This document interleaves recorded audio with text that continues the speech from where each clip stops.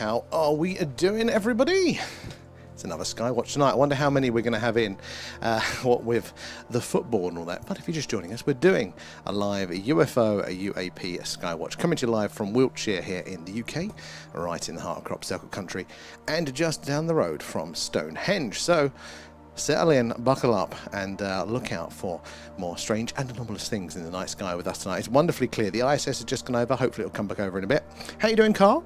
Audio on the TikTok and over on the tubes. Harko is in, Dan is in there, and Skin too. Lozzie and Lilac and Jethro. Tonight's the night. It is lovely and clear, and we are due, I think, a spell of, I think, some anomalous sightings. It's been we've had some clear skies, but we haven't actually had many anomalies the last couple of nights. So that what tends to happen there is we will get a massive amount there. Is it 1-1 already there, Lilac? I wonder what the results will be. And Better Jays, thank you for the likes there, and thank you for the follow. Where are you joining us from tonight? R4, one of the first here. Definitely straight in off the bat there. Got the England match and this up too. R4, that is commitment there. I can understand if people are going to be watching the football tonight, but doing both at once there, R4. Alan very much appreciates it there. We're all good, Carl. I'm glad you guys are as well. Hot here, there. And Just Eat Chips, how are you doing? Haven't seen you in a while. Been up to anything exciting? Very good to see you there.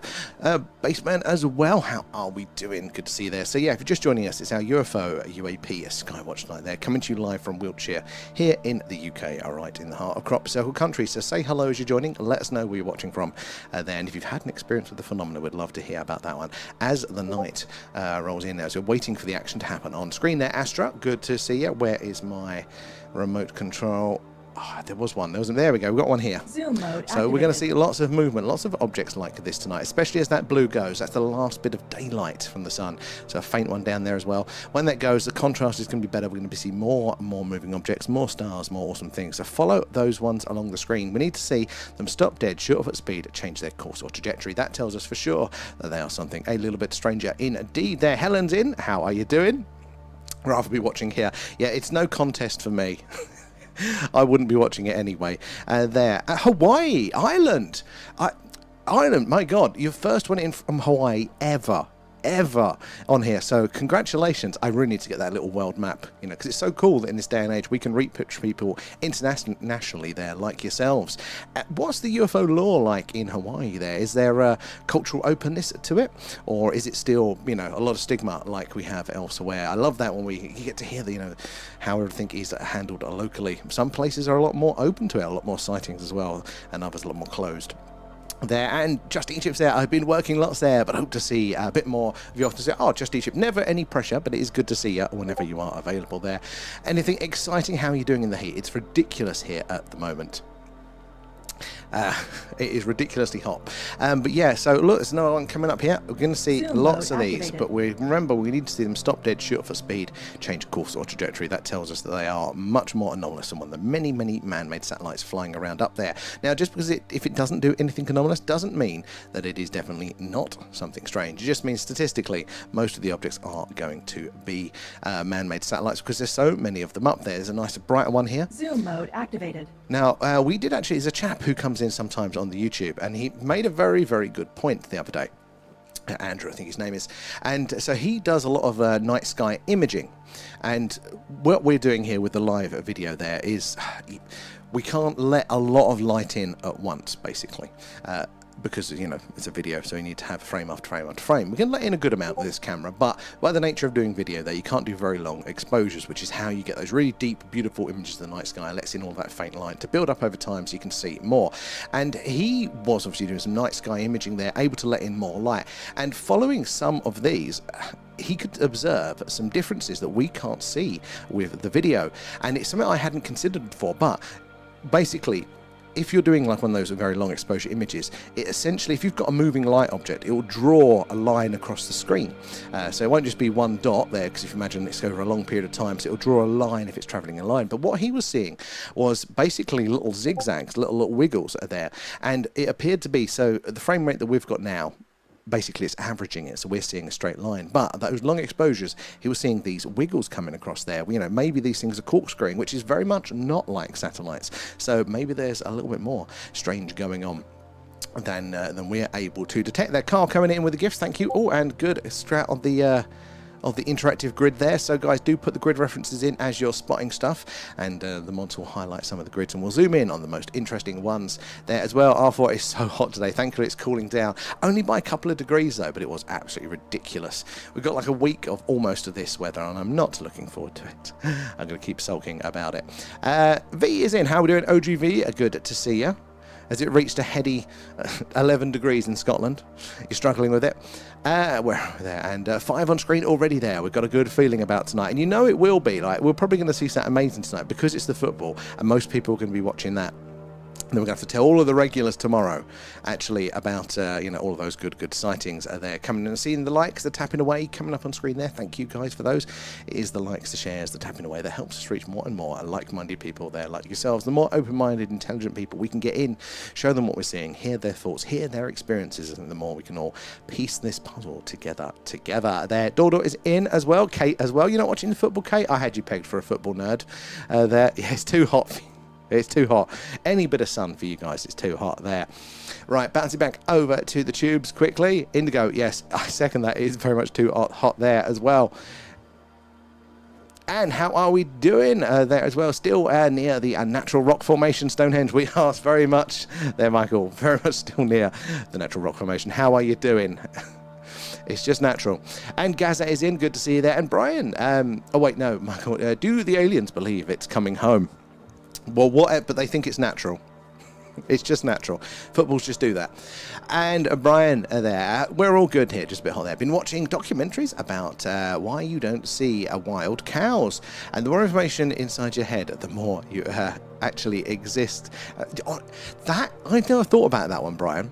What is it just that we're the only ones that are left, the ones that we've selectively bred? But what did a wild cow look like? What was that based on? Cows are natural. They are. But what was that?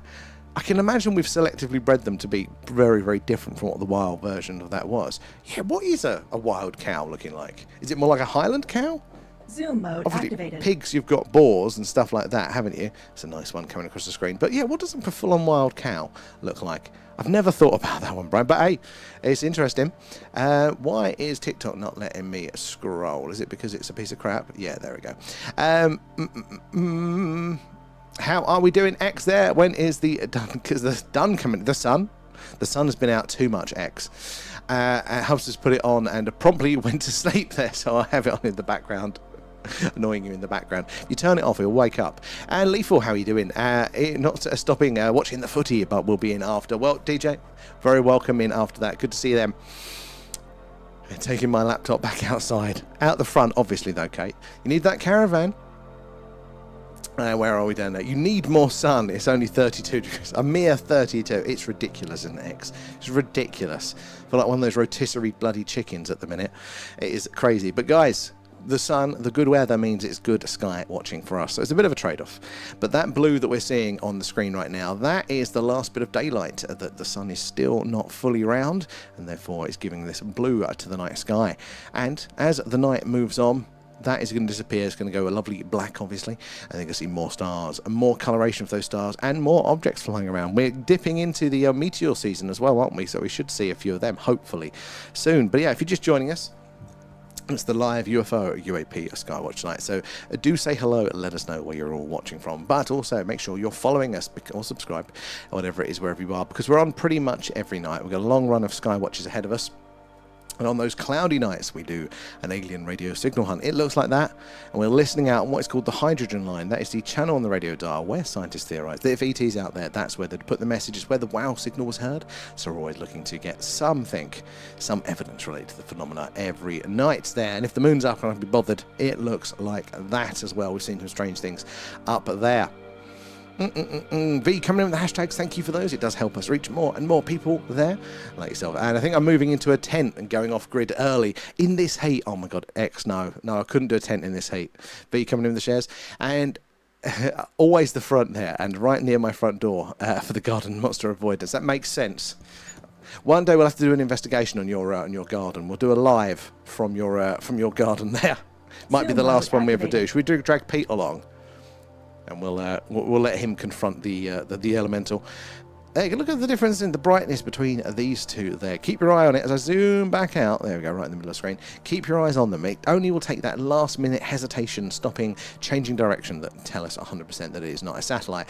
Again, it's not going to be all of them. Most of them will be man-made, and that is why it's a hunt. That's why we've got to pay attention there. So drop the grid coordinates in the chat, and the mods will highlight the squares so we can zoom in on the really interesting ones. And Just Eat Chips, if you ever got a single from an Alan, Elliot, it would be like winning the lottery. It would. That is exactly as part of our spiel, Just Eat Chips, because it's not like when we're doing these Skywatches. These are quite fruitful. We do tend to see a range of anomalous things, but the actual alien radio signals are incredibly rare. Now, they're getting less rare, and I think that's as our technology as a species is getting more advanced and more sensitive. Yeah, but they are quite rare. Like if we're on a stream, we're doing an alien radio signal hunt, and we get one. That is, we all get to be in the paper for that. We all get to experience it because they are, quite rare. And Stephen's in there from the heart of the Black Country. You know what? I don't think I've ever been to the Black Country, and I definitely need to. The sky is really clear here in Scotland, rubbing it in, V. That not only is it cooler, but you've also got a clear sky there as well. Well, I hope you've got one eye outside and letting us know what's going on there. Going to buy a little gnome ornament and send it to you to put in the garden. That scared the crap out of me.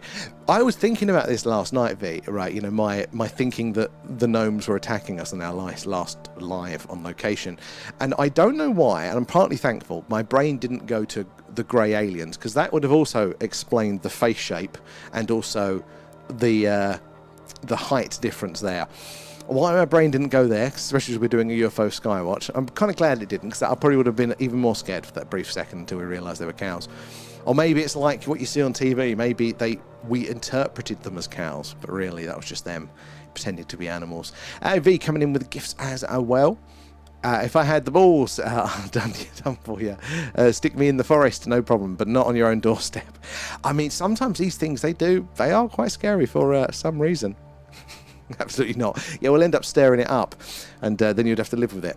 I finally got that book cover. Oh, Pip, by the way, I haven't actually been on the what's it called, our own Discord today, so I'll have to check that one out, Kate.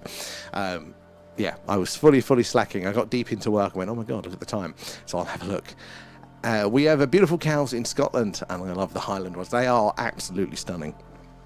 Big, lovely, majestic creatures are there. And Lozzie there, ancient cows were bigger and scarier and called, oh my gosh, Aruk? Oh my god, I can't even pronounce that. Definitely challenging I've never even heard of that one. It's something I've never thought of. I mean, I know you get the sort of real, like out in India, don't you, the skinnier ones with the really big horns and stuff like that, and then you've got what we have over here, the more stereotypical cow from breeding. But what the hell were they initially like there? It's a big guy, very natural, very powerful, exactly. They were massive, with horns in front of them, dangerous cows. They're dangerous still anyway there. And Jonathan, they're there. It's not clear in central Scotland there. It's been muggy and rainy on and off all day. Oh, that is the worst of it there. But Jonathan, thank you for gifting a membership. Very, very kind of you there to do so. All helps, goes back into the stream. Who got that one? And is that Blacks as well? How are you doing? Enjoy the membership there. You're about to join us on our next deep dive into the phenomena. What's your take on the approaching Apophis rubble asteroid there in 2030? It's really close and could get messy once it interacts with our planet's gravity. Apophis is one of those ones that kind of keeps you up at night, and they do think that that's probably where it got its name from, that it did cause a lot of problems back in the past. Maybe some of our bigger extinction events it may have been responsible for. But yeah, apparently it's coming very, very close. It's in the single digits percentages of actually having a chance of hitting us, and there's not really much we can do about it. Obviously single digits are not that high, but most things up there don't even come close to that, so it definitely raises attention. And I mean, if it interacts with something else on its wider orbit there, that could adjust it. That could point it to a little bit closer to us. I did check, and if it did, it's more equatorial, so I say safe. We're safe from the direct impact here in the UK from Apophis, but something that big would just totally screw everything up, would screw our atmosphere up, plants wouldn't grow. It wouldn't be a fun time, even if we didn't get splatted through it. I don't know. Would they tell us? If they had done the calculations, would they tell us? I think it would probably come out eventually, because there are so many people with powerful telescopes that can kind of do the maths independently. I think it probably would leak at some point. But yeah, would you reckon they'll tell us? I'm too anxious to watch the football, so I'm in here. I'm more relaxing there, Lilac. Well, you're very welcome in for that. I'm sure the results will pop up from people in the chat at some point. There, and exactly, Skin, feed him. How are you doing? And there is one, is it 2028 there, XF11. There's a few, and we don't have a good understanding, do we, of what's going on up there.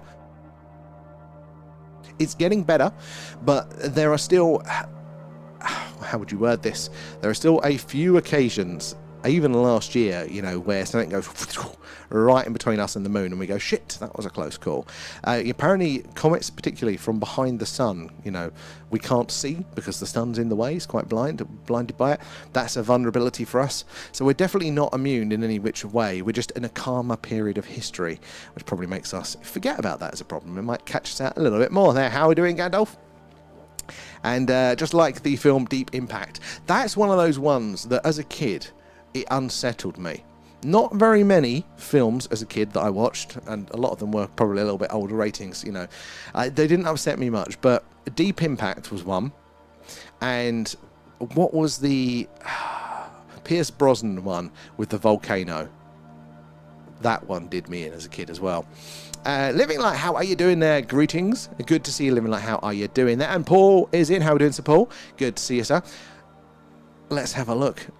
Should we zoom in on a couple of these? These bad boys. And thank you, Paul, there for gifting a membership as well there. Jay, you got that one as well. Remember, guys, if you received a gifted membership, do say thank you to the guys there, because you'll be able to join us for our deep dive. So we did one on Friday, so we'll have one probably in a couple of weeks' time there, and we take a look at documents, or leaked documents, whistleblower accounts, or the images and the videos that the US government are releasing currently, and we do a little live, a read through with all of you guys, a bit of a thank you for supporting us.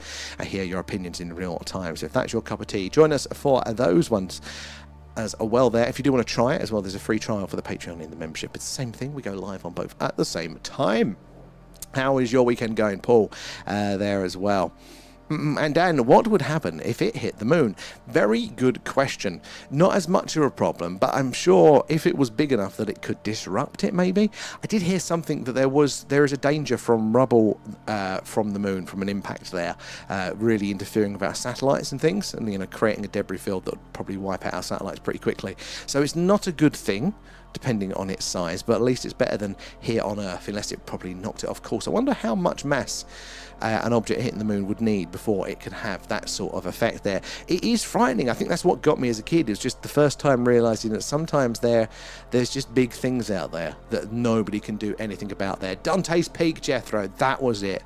And the grandma swims in the hot springs. Yeah, it was that scene. That's exactly it, Jethro. And when the kids are, say the kids, the teenagers, whatever, they're in the hot tub, aren't they? Or the hot spring, and it boils over there. That was the scene that got me. And you can be surprised, I've not climbed many volcanoes since. Mode activated. Not that I would have anyway. Oh look, we're having that effect with the old the camera. Those red dots, ignore those. That's just a connection issue that we've got tonight, having a bit of a sulk. I have got a little gadget on order which should hopefully prevent those issues and some of the connection issues we've had in the past as well.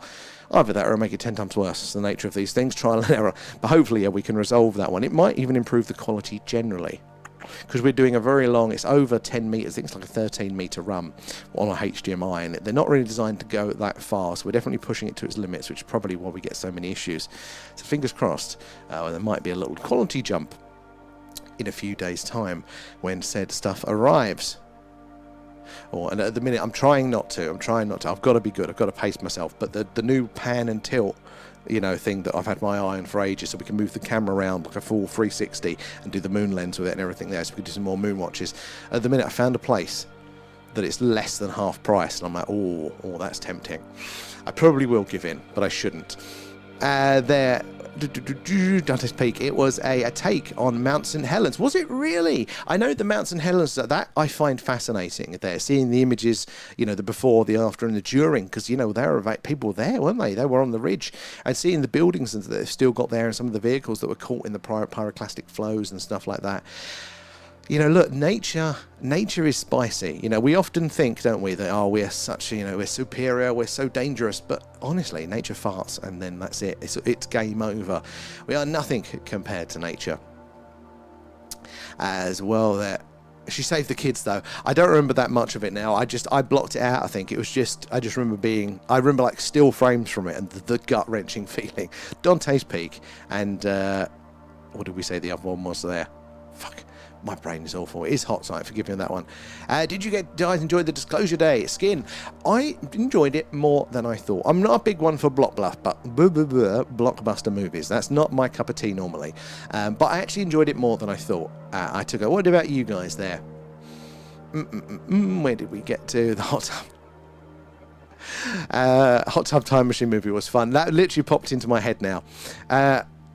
The new crop circle in Wiltshire for July 8th. Yes, there was one the other day. There are so many around. If I was driving again, guys, we would be on the ground for absolutely all of them. Volcano has the scene where the security guard jumps in the lava to throw someone from the metro train. I don't think I saw that one. I probably avoided it. And I remember when Mount St Helens blew its flank, and that was just a raw power from a geological perspective there. It is... honestly, nature is crazy. What is the super volcano in that sort of area there that we're always worried that might go off? Going to bounce back over quickly to the TikToks. Where do we get to? Harko, thank you for the gift, sir. How are you doing? And now we need cow stands. We do. Sky's a bit cloudy where you are, Kate. Hey, that's what we're here for. You can live vicariously for us. We still need to do like a cow t-shirt, I think, for that one. Alan, show yourself. Hold on. Alan, he's not ready yet today, hasn't he? He hasn't done his makeup on the wardrobe there. Thank you, Alan. Deep Impact was brilliant. It was a good film, but it sat with me there. Dante's Pit Cake, you got it right as well there. Armageddon is absolute favourite movie. Now, that is a good movie. I think that was the first movie that I shed a tear to as a child there as well. Oh, V, you did feed Alan, sorry. Nom nom nom, thanks, guys. Alan's trying to get away with it. God. Can't get the aliens these days, can you? Where did we get to? Could disrupt our sea. It's a perfect system here as well, wasn't it? I mean, if it was even an ocean impact there, the amount of seawater it would put into the air, moisture in the air, it can really just screw everything up for us. Things are so finely balanced for our environment. You got it right there. And Corey as well, thank you for the follow. Where are you joining us from tonight? Yellowstone, that's the one. So guys, if you're just joining us, we're doing our live UFO UAP Skywatch tonight. We're coming to you live from Wiltshire here in the UK, right in the heart of crop circle country and just down the road from Stone Henge. So do say hello. Let us know where you're all watching from tonight there, but make sure you're following us, subscribed, because that way you'll get those notifications when we go live, and it's pretty much every night there as well. And 7-6 as well. We are just a grain of sand in the massive desert. Totally true. Totally, and we forget that, and I think it would be better placed to remember that more often. In fact, they do say, isn't it, the Industrial Revolution, all that light pollution and general pollution, like man is so much more disconnected from the night sky, from our place in the universe, just kind of that humbling reflection of just scale. And what has that done for us?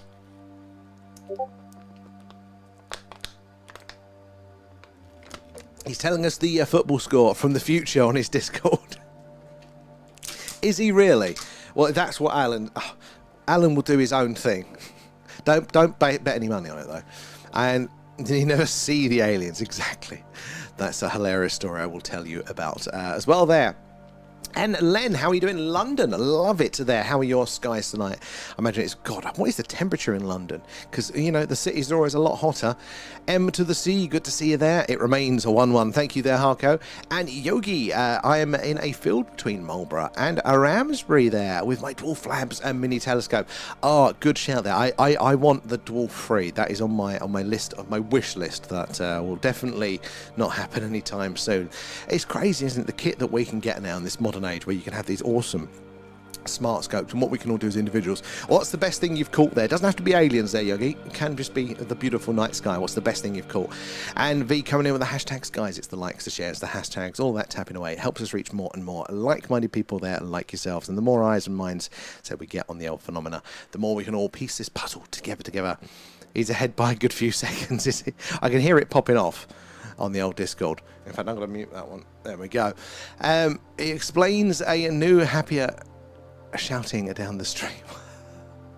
So, and exactly as V says there, and Ben's in there. Good evening all. I'd rather hunt aliens than watch the football. Exactly, but I'm actually surprised we've got as many of you guys on as we do tonight. Actually, what with the football, that is quite the contest, and a few of you guys are doing both at once. Now that is commitment there, guys. So appreciate you all there. But yeah, make sure you're saying hello, guys. Let us know where you're watching from.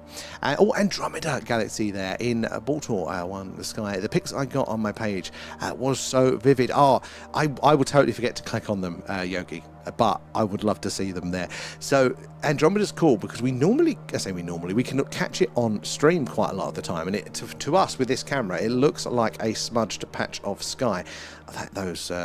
That red is really kind of annoying me now. But Andromeda is absolutely amazing. Where's my cursor? There, hold on. Let me get rid of the menu that's popped up. Come on, you piece of shit. Oh my god. Stop being a dick. All right, there we go. Let's zoom in on these ones. Sorry, guys. Good use of the interactive grid, and I'm a bit late. So we're going to see lots of these things moving around up there tonight. Got those free on screen at the minute. We need to see them stop dead, shoot off at speed, change their course or trajectory. That will tell us for sure that it is something a little bit stranger than a man-made satellite. Hell of a lot of them up there at the minute. So we need to do our best to filter the man-made stuff out. So pay attention. It will happen. It's not going to be all the time, but it does happen. I'm just going to test to see what that looks like on my screen here. Can you see the red speckles? Oh, yeah, you can see the red speckles. I might have to go hit the camera briefly. No, my luck, it won't work after that.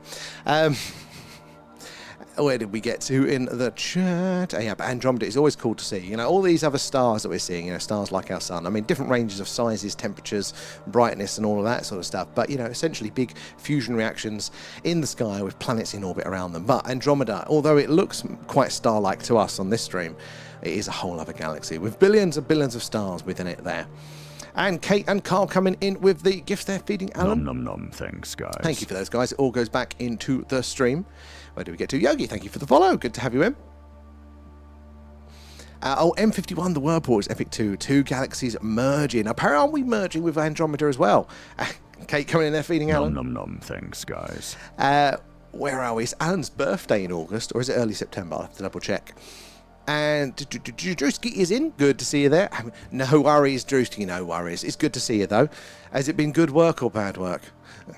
Right, I'm going to bounce back over to the tubes. Where do we get to with you guys? Volcano is a bit poor there, and the supervolcano is a Yellowstone. America's Yellowstone. And that again, that can cause us a lot of problems, can't it there? Because it's not just if you're in the immediate vicinity for the kinetic issues there, the shock, the pyroclastic flow, the heat. It is all that ash in our atmosphere there can block out the sunlight, prevent, you know, plants from growing, prevent our, you know, meat of cows, as we were talking about earlier, prevent them from getting fed. You know, it is, it can mess up things pretty quickly there. Volcano, the one the guy tries to jump off the train and melts. I think it is. And I'm running a bit behind the times there. Was there another crop circle in Wiltshire, July 11th? Possibly. I've lost track now. There's been so many this season. I have lost track. Super volcanoes are no joke, especially the ones in the ocean too. Well, there is the oceans are so active. I was watching this thing last night about a mysterious, you know, mushroom cloud that appeared. Was it 84? I think it was. It was after the nuclear test ban treaty, and it was off the coast of Japan. And it was reported by various ships, aircraft there. This proper looks like a nuclear weapon mushroom cloud, but there was no flash. So that, you know, nobody knows quite what it was. They couldn't find an undersea volcano to blame it on. But yeah, it was like underwater nuke, or was it an underwater volcano? But this was a massive event there. Lots of planes, things had to avoid it. I was going to say, imagine watching the sky 100 years ago. Jonathan, yeah, how different would it be? I don't think we'd notice much would be about the star positions, but there'd be a lot less of these moving objects. But apparently, not zero. And that is very, very interesting, because we're assuming, and statistically we'll be correct here, that most of these are going to be man-made objects. We've chucked a lot of shit up there. But these things that we're seeing tonight, these were still observed well before man were putting shit up there. Zoom mode activated. What else could it be that is highly reflective in our orbit? Good use of the grid. Why is the zoom still being a spaz? So yeah, put the good use there. Put your grid references in the chat, and the mods will press the buttons there to zoom in, or to highlight, and then we can zoom in on the good stuff. Where to get to? And was it flood basalt volcanoes? Too scary. Oh, I'm not sure of that. I even don't know what that one is there. Flood basalt volcanoes. Not yet. You have to tell us more on those ones. Is it going to keep me up at night there? Want to hunt aliens any time? I would love to. I've considered, I couldn't afford it, but renting telescopes around the world so we can just tune in at all hours and not have to wait for it to get dark. How are we doing? Mr. E, good to see you there, Mr. D. And where are we down here? I think the ancients looking up at the night sky, but this is that connection that we're all missing out of. I know that was the thing, moving here to the country. God, I could pull a string on my back, and that's going to be one of my 5 phrases. But literally, it was moving here and just stepping outside the first night, going, "Oh fucking hell! Look, you can see the stars." No prompting needed. It is just amazing. It does something to us, very, very deep down, our connection with them. Zoom mode activated. When it is so clear, it's hard to look away. Right, keep your eyes on these guys. Remember, we need to see it stop dead, shoot for speed, or change its course or trajectory. So we know for sure it is something very strange indeed. Not all of them are going to do it. Again, statistically, mostly man-made stuff up there, but not all of it, not everything. We're looking for the weird ones. It's the movement gives us the 100%. It is strange, but coloration and flashing can be of interest too, so do help us spot all of those there. Put the grid in the chat. Where did we get to? Dawdle there feeding Alan. Nom nom nom. Thanks, guys. Thank you for that one. Where did we? Thank you V for that one. 5 billion years and we'll collide with Andromeda. I mean, I better not put into a pension then. Apparently, isn't it like, the really distant, like, outer arms or something, ever so slightly kind of getting in contact now? I mean, it'll take a while for the full thing there. It's been good. It's planning a house on my own. Awesome, Drewski. Onwards and upwards. I mean, that's why it's not always bad work, is it? Sometimes you're working towards things like that. That sounds very good, Drewski. And spent £8 on delivery from McFlurry. I've been that person, V. I cannot judge. I have definitely done that sort of thing myself. I try to not now, but I know no self-control. And was that dark there? Your thoughts on Bashir? I don't know a vast amount there about Bashir, so I can't really comment on it. I put it's interesting, but yeah, I'm trying to get to the position where I leave things open, if I don't know, rather than trying to put it into a likely or unlikely, leaving it open there. What are your thoughts on Bashir? I've seen a couple of little things, but I've not got a lot of information. And this is the chap, isn't it, that reports to have this connection and have communication with an alien being. Have I got that one right? What sort of things does he say that the alien passes on the message to? Because that might be more interesting for me, actually. The actual details of it. Nice to hear. Good use of the grid, guys. And R4. And it freaks me out how many satellites they've put up there. And is there a way to get them down once they break? The way is that they burn up in the atmosphere. That is it. Especially the modern ones now are designed to deorbit themselves, so they just get low enough and then they start to burn up. The issue with that, I mean, it means that there's going to be less space junk and less of those zombie satellites flying around, which is a pretty cool phenomena in of itself. But the problem with that is that when they burn up in the atmosphere, it's melting all of those heavy metals and all the materials and, putting them into our atmosphere. There could be a real big issue with that one. It's kind of a delayed effect, depending on the exact element itself. They take a certain amounts of time to kind of reach us down here to know the issues that they could cause. Apparently their Mercury engines are really efficient and really good for space travel, for satellites and things like that. But because Mercury is so toxic, they've had to ban people using that in satellites, because again, that will just burn up in the atmosphere, just poison us all. Be really big issues there. And Star, do you wonder what they're doing here, and do you reckon we should be worried? Star, is a very good question there. I often wonder that. I mean, that is the first question. Is are they definitely here? What is this that we are seeing? Because we're definitely seeing something, lots of different reports, but is our interpretation of what we're seeing correct? The second question is, what the fuck is it doing here? Do you come in peace or is it dangerous here? There are some interesting arguments either way for that one. I've seen some very interesting, debates on sort of positive and negative. So all I can say is default back to first principles with something like this, which is, if we look to the Earth, which is natural, and without better information, we can look and see, well, we can, use it as a basis. Go, right, well, there are various different species here on Earth. They have various different temperaments, different abilities, different priorities, different levels of aggression, predators, prey. So I imagine up there in space, the same is going to be true. There's going to be a great variation on what is about there. So maybe it's not going to be one issue. Maybe it's going to be several answers to that. It's a good question. How are you doing, Oscar? And we're watching the game. No, we're just watching the skies here. I haven't been in live in days there watching the World Cup and the NBA games all week there. Hey, we've done surprisingly well. I'll give them that at the minute there. Wait, let me scroll through the chat. I'm in the TikTok chat at the minute, guys. I'll get back over to YouTubers shortly, but I'm about 20 messages behind on the TikTok chat there. Oh, you got your MRA prep on Wednesday there. The actual MRI. They dye your blood. I did one of those once, and is that the one where they tell you it feels like you piss yourself? Because I had an MRI once, and they gave you an injection. They go, it's going to feel like you piss yourself. It's going to feel like this warm wave going over you. And I was like, yeah, well, it's not going to feel like that. And they go, no, it does make you feel like you piss yourself. For that one. Did anyone else see that fast one? Good spot in there, Star. Keep it up there. GWAC, how are you doing?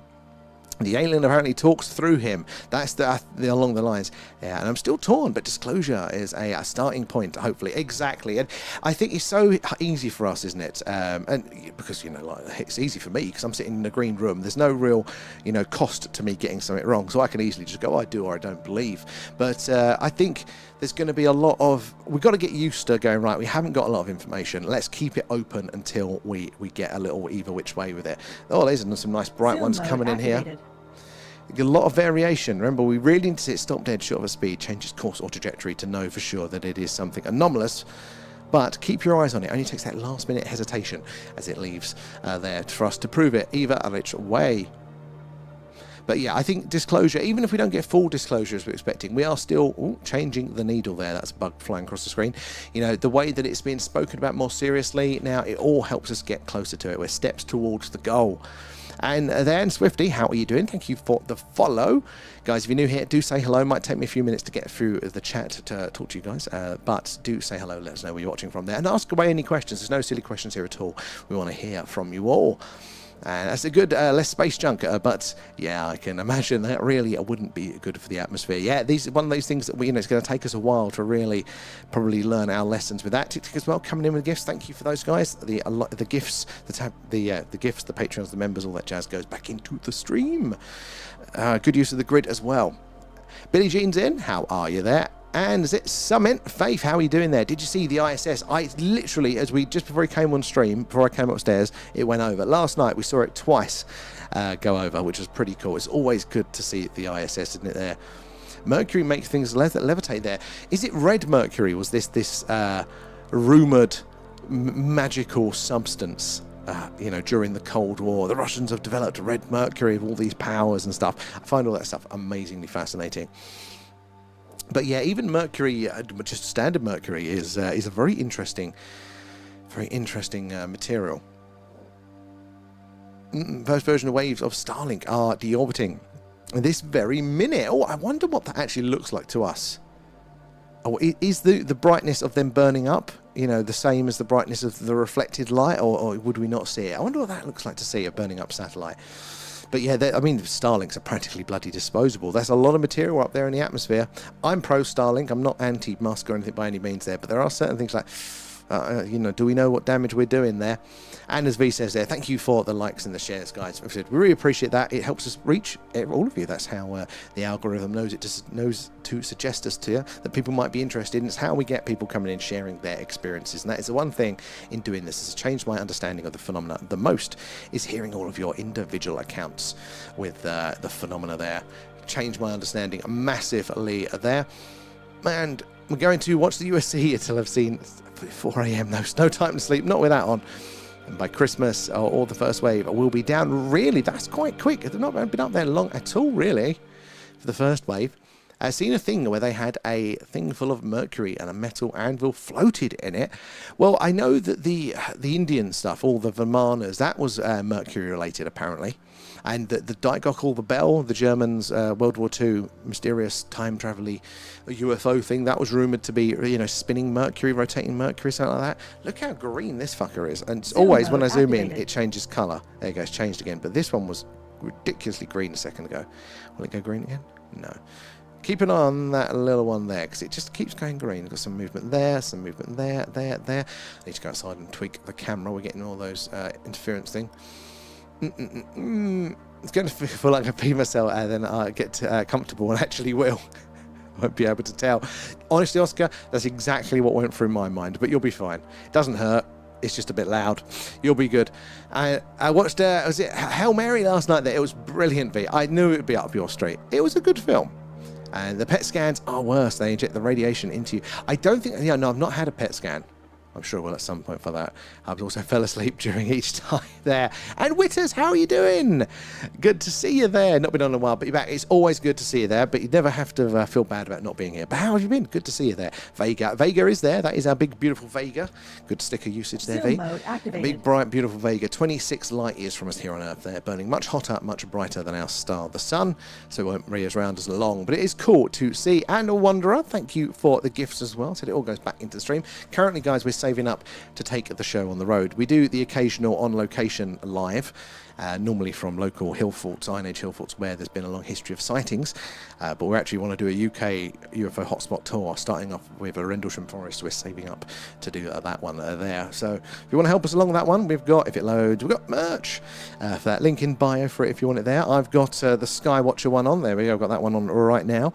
And yeah, if you do decide to get something, you can take a picture, put yourself, post it in the merch showcase on the Discord, and then we can bring it up on the stream like this there. That's A up with a mug, A up with a t-shirt, Carl with his t-shirt there as well.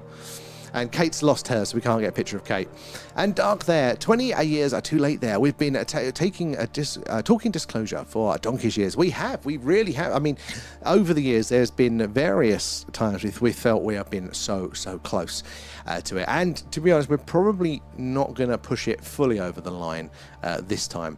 But I think disclosure is more like international waters, rather than the president on the White House lawn. I mean, you could definitely classify it as that. That's what I thought it was. But I think disclosure really is, you know, the needle of belief with the populace, you know, and I feel like we're getting there. We're getting closer. You know, the case for it has been presented that it's looking like more of a plausible argument to a lot more people.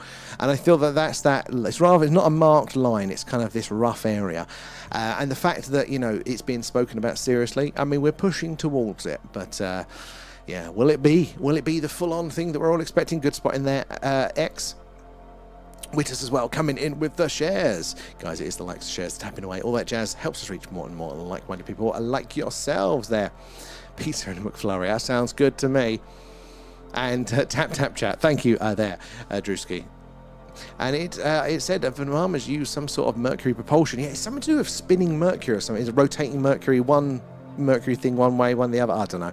I don't really get the science myself, but mercury is one of these magical elements in a sense. It's just so bloody toxic that we don't get a chance to play with it, really. I mean, obviously they can science, but we can't do anything at scale with it, really.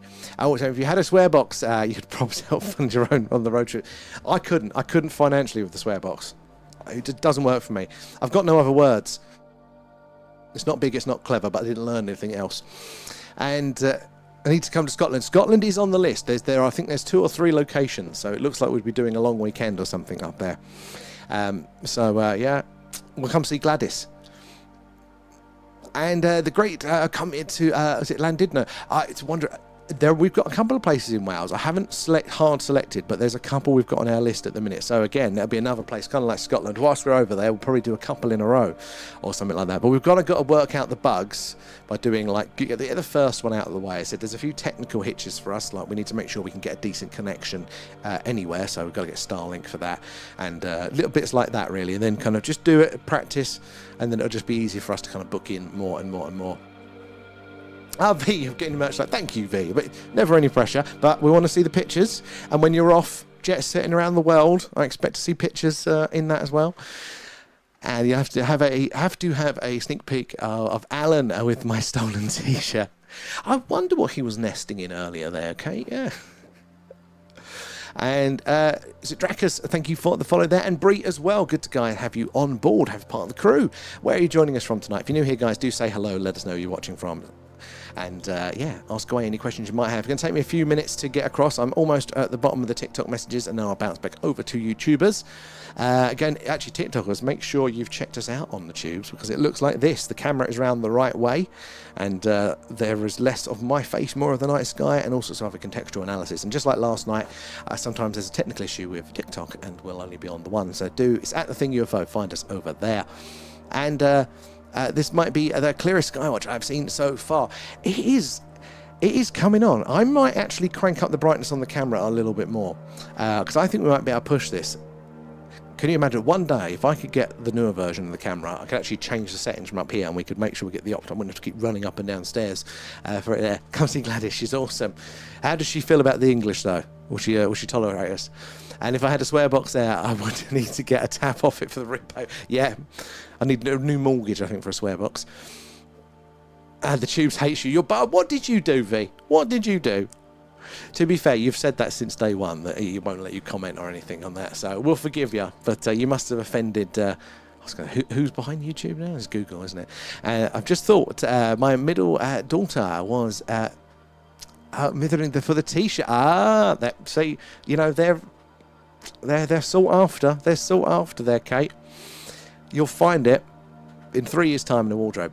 I have to dig through her wardrobe tomorrow. You're gonna need to get those security tags that the shops have. Right, I'm going to bounce back over to the tubes. Where do we get to with you guys?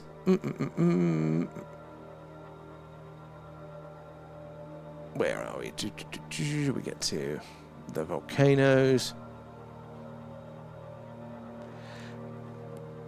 Wow, a sky-watching network integrating AI would be a dream come true for us. Oh my God, it really would. There are certain people that are trying this at the minute, and they're kind of, you know, focusing more on the hardware, but the, you know, AI is part of it. There was one, I can't remember who it was, but essentially you can build your own, like, observatory, you know, has a camera in it, has AI monitoring detection, has all sorts of other sensor equipment, and the idea is that people will self-fund this around the world, and they'll all get connected into a hub, and there'll just be kind of this network put together. I think Abbey Loeb's trying to do a similar sort of thing, but this is more like a crowdsourced version, and I'm up for it. I just don't have the pennies to pay for the observatory, but I'd be well up for putting one of them on my roof, you know, especially where we're based here with all the activity.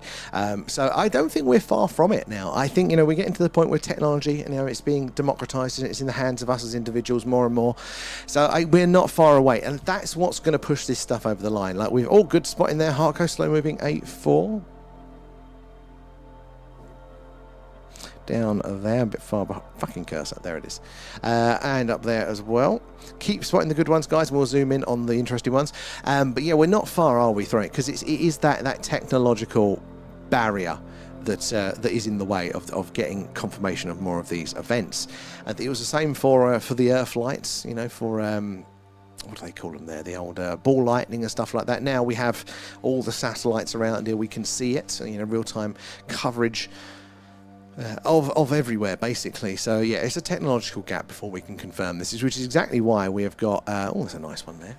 Exactly why we are getting some form of disclosure. You know, they're trying to plug the leaks by giving us as little information as possible. They're giving us a little bit and going, right, is that enough? Does that shut them up? Is this enough? Does that shut them up? But the problem is, it's only going to get worse and worse and worse. So I definitely feel we are on the journey. And astronomy, mythology, and the old gods and goddesses all connected. And I like mythology stories, and constellations are based on 100% indigo. Like, I definitely, I think there's a lot of you know, sort of the mainstream of these things. It was silly old people, you know, we're without science and without any sort of decent understanding, you know, just trying to understand the world. But I don't think that's true anymore. And it might not be that these things are 100% true. They're still interpretations. That is the nature of it. Again, they're not the precise scalpel of science. They're a little bit of a blunter instrument. But it doesn't mean they don't contain truths, that they're not still a way of transferring actual knowledge about actual things. How are you doing, Teresa, as well?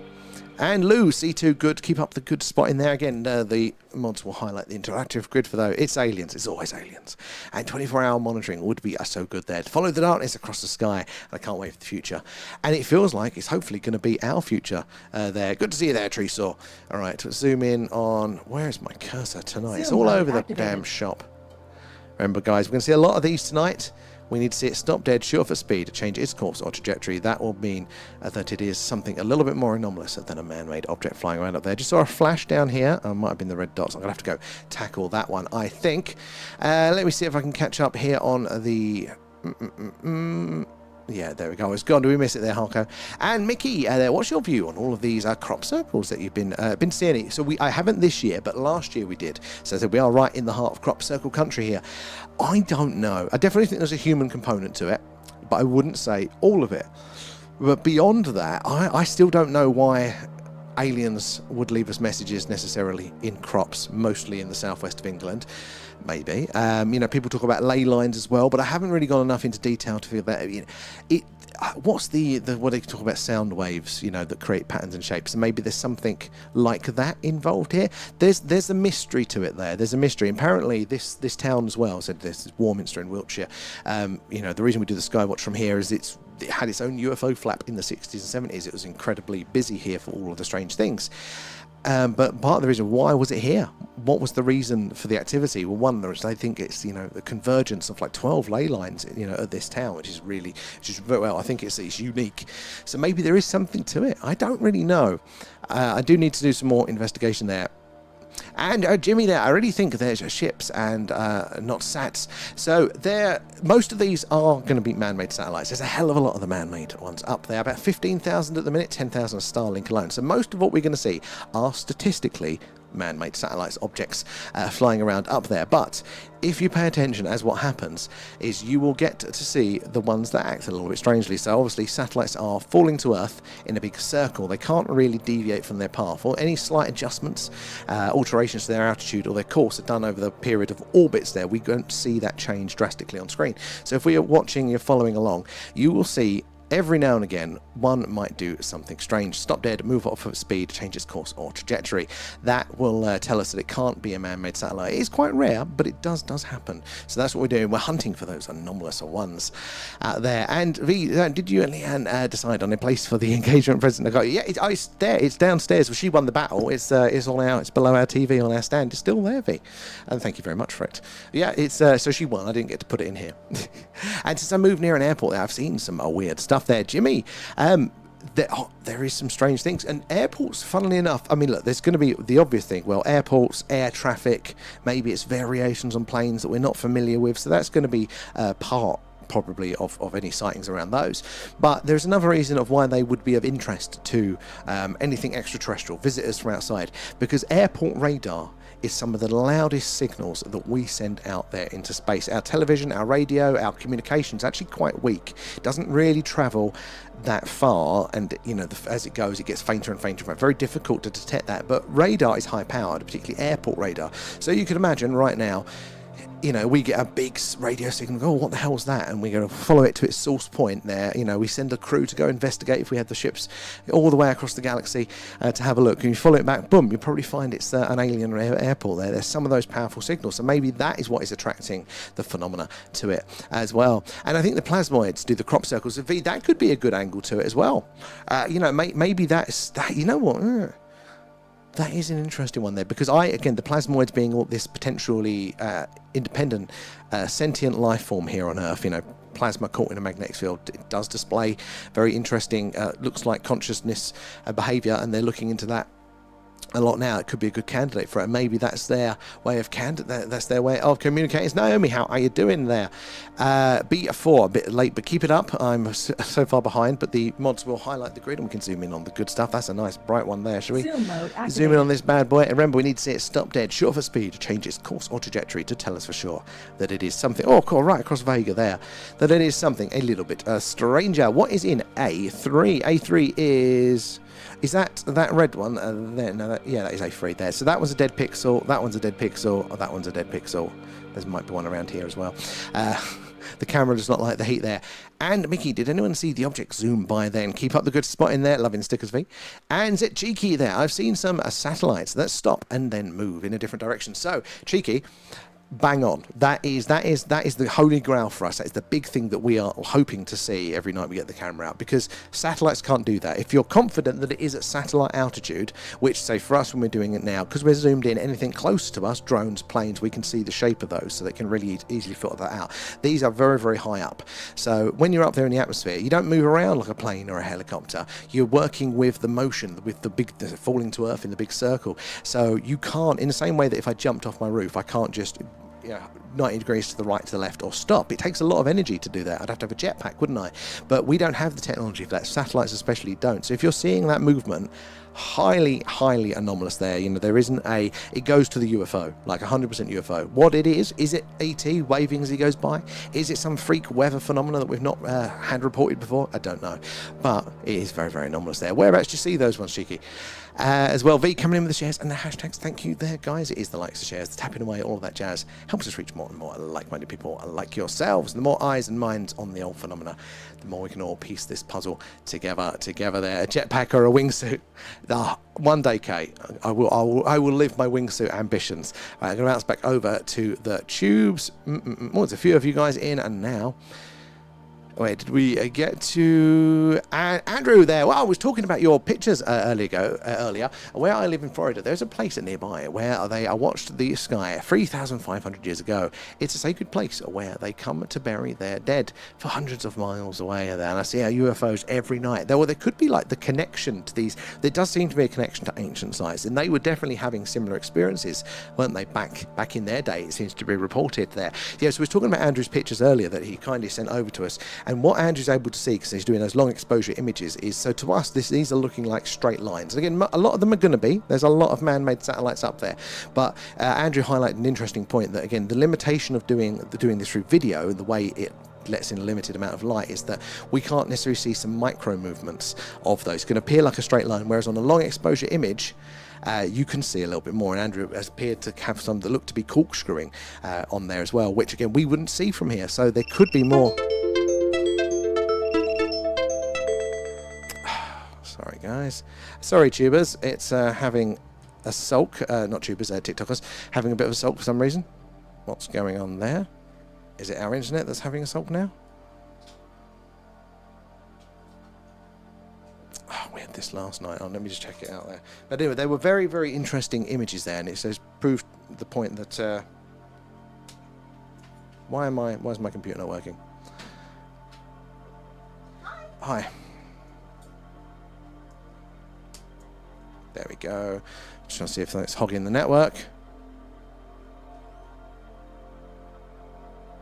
No, nothing there. Hopefully that'll settle itself down then. Just a brief blip. And cats descend from a feline-faced gods of the Lyra system. Aware of this royal lineage, they're bloody independent and unpressurable. They definitely... Oh, that's a nice blue one. They definitely know their place, don't they? They've not forgotten their lineage there, if they live in. It's a nice blue one coming across. Again, not necessarily anomalous, but still cool to look at. And on Earth, cats teach humans their own divine origin. Beyond the Anunnaki, back to the source. They serve as psychic protectors, guardians against negativity, and multi-dimensional beings there. Interesting. I've not heard the last part of that. I think my birds would argue that they're not protectors. But other than that, fulfilling ancient cosmic covenant. The Egyptians views cats as deities. Yeah, cats, they remember it. And the way we see UFOs slash UAPs behave on recorded footage, it seems like, although they want to, but are struggling to actively communicate, there does get that vibe. Sometimes there is a to and fro with this. There is a connection. Sometimes it's the opposite. It is that we don't want that thing being recorded to your phone, or right, you're pointing the camera and disappearing. But likewise, there is a proactivity, especially with the E5. Sort of thing there as well. And that's a nice one on screen. Keep your eyes on it, guys. And Matthew there. Hello, did you watch the YouTube or the Blu-ray? Oh, fuck off, TikTok. TikTok is a piece of crap. I'm half tempted to just totally give up on that platform. There we go. So, what's Blu-ray? Ray Childs with Chance 3.0 series. I haven't seen it yet. Matthew. Is it good? What are the talking points from it that you think that could be of interest? There seems like they are struggling to engage us in a meaningful way. But maybe is. Maybe they're so different to us. You know, it's not just the words, it's not just the language. Maybe there's so much of a difference, you know, in their experience of the universe there. And Medicated, how are you doing? Good to see you there. Where are you joining us from? And yeah, so I haven't seen it yet, Matthew, certainly. But yeah, let us know what are the interesting takeaways from you guys for that one. If you are just joining us, we're doing our live UFO UAP Skywatch tonight. They're coming to you live from Wiltshire here in the UK, right in the heart of crop circle country and just down the road from Stone Henge. So a long history of weird and wonderful things in these night skies. Tonight should be no difference. A lovely clear sky tonight there. In fact, I'm going to quickly pop downstairs and... is it still...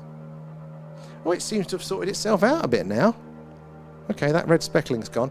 All right, maybe I won't pop downstairs. But yeah, do say hello. Let us know where you're watching from. Ask any questions away. There's no silly questions at all.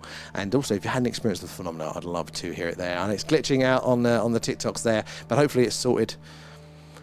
TikTok's a weird platform. Went on a loop. How you doing, Adam? Good to see you there. And thank you for the gift, sir. And Emma there as well is... deleting your comments to... Oh my god, Emma, it does that. And it doesn't tell us as well when things are being filtered out. So normally, as soon as you say it's deleting my comment or did this comment come through, it will show those, but it doesn't even tell us. At least on YouTube, it just comes up, it's been blocked. So at least we know people are trying to communicate. Where are we? Try wording it in a different way. There's probably something silly that it's filtered out for some reason. It's Alan. You're not giving him enough attention. We're not. Alan doesn't get much attention these days. He's very, very cranky about it. A super quick object then, Mickey. Good spot in there. Sorry, I'm a bit behind in the chat. But as you see the squares popping up, if you keep putting the... yeah, just like that, Mickey. If you put the grid references in, the mods can press that, and then it does attract my attention. We can zoom in on those ones. You can see a lot of stars tonight. I think we can get a bit more. And Crazy Coaster, how are you doing? That was a cool one. There's a lot there. We hate the music. What's wrong with the music? And where are we down there? No hats, what? What was that one? I don't know. What one was that? How long ago in the chat was this? Did I just miss that? It went super purple. I didn't see that one. The ISS went over earlier. The one that went over last night was quite purple. Was it like that one, guys? It is a lovely clear sky tonight. Get Otis to whistle. If he's not whistling, he won't do it, even if I whistle. And how accurate are the tracker sites there? I saw something tonight. It wasn't a plane and no satellite. The trackers are interesting. They have a lot on there, but they don't have all of them. So that's part of the reason why, I mean, we are looking to try and integrate that information, see if we can like tag them live. But yeah, if it's not on the tracking site, it doesn't mean it's not, because there's a lot of ghost satellites, but they also don't necessarily list all of them. It's weird. Good use of the grid there, guys. Thank you for that. Once you zoom in, this one here. Zoom mode activated. That's a nice one. But yeah, I think they're accurate for the ones they show. I just don't know how many that they don't show, if that makes sense. We're good, just hot there. It went bright purple. The ISS did that one the other day. It's the only moving object that we've had do that before. Go bright purple is the ISS. And it was, but it faded. Too small to be the ISS. Oh, maybe it's one of the satellites that kind of hits the arc and flares then. 1.5 remaining. What's the scores there? Crazy coming in with the shares as well. Thank you. Vega is so pretty. Look how purple Vega is tonight. It's absolutely stunning. Zoom mode activated. Zoom right in on that one. I think I'm going to go out and just press the camera brightness settings up one more touch just to see if we can do a little bit better than this. So I'll leave you with Alan. Where did we get to over on the tubes?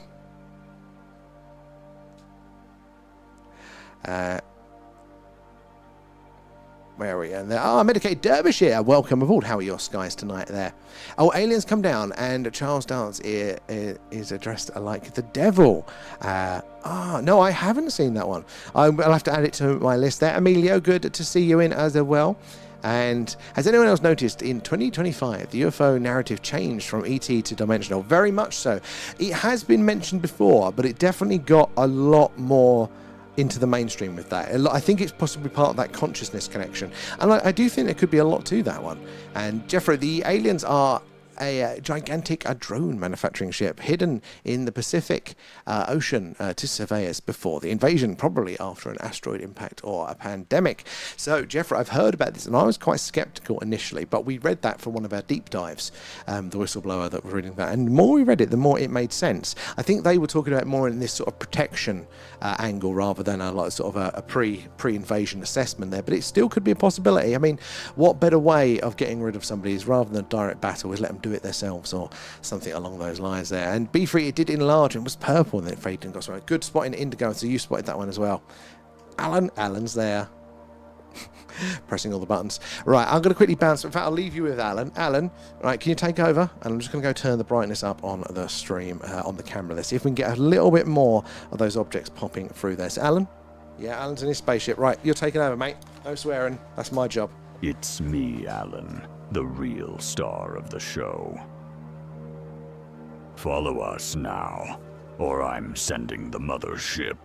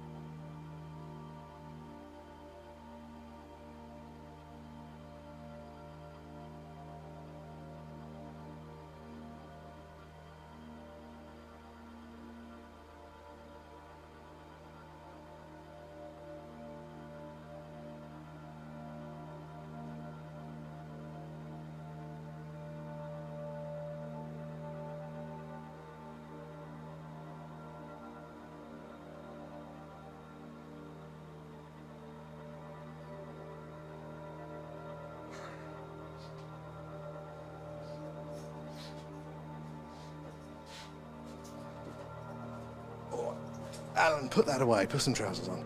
Hello. Oh, was he well behaved? Let's just turn the brightness down a touch on here. Where is it? Let's get that balance quite right. There we go. So, yeah, it's better when it comes from the brightness comes from the camera there. So, cool, that is purple. Vega is very, very purple tonight. Where's my cursor? There it is. Zoom mode activated. Amazing to think how far away that one is. Should we actually spin the camera around? I like having Vega in shot, but no, let's not spin the camera around because I've just left my remote downstairs again. Oh, I'm out of my routine, aren't I, guys? It's the heat. It's not, I'm just bad at it. And Alan, our glorious leader.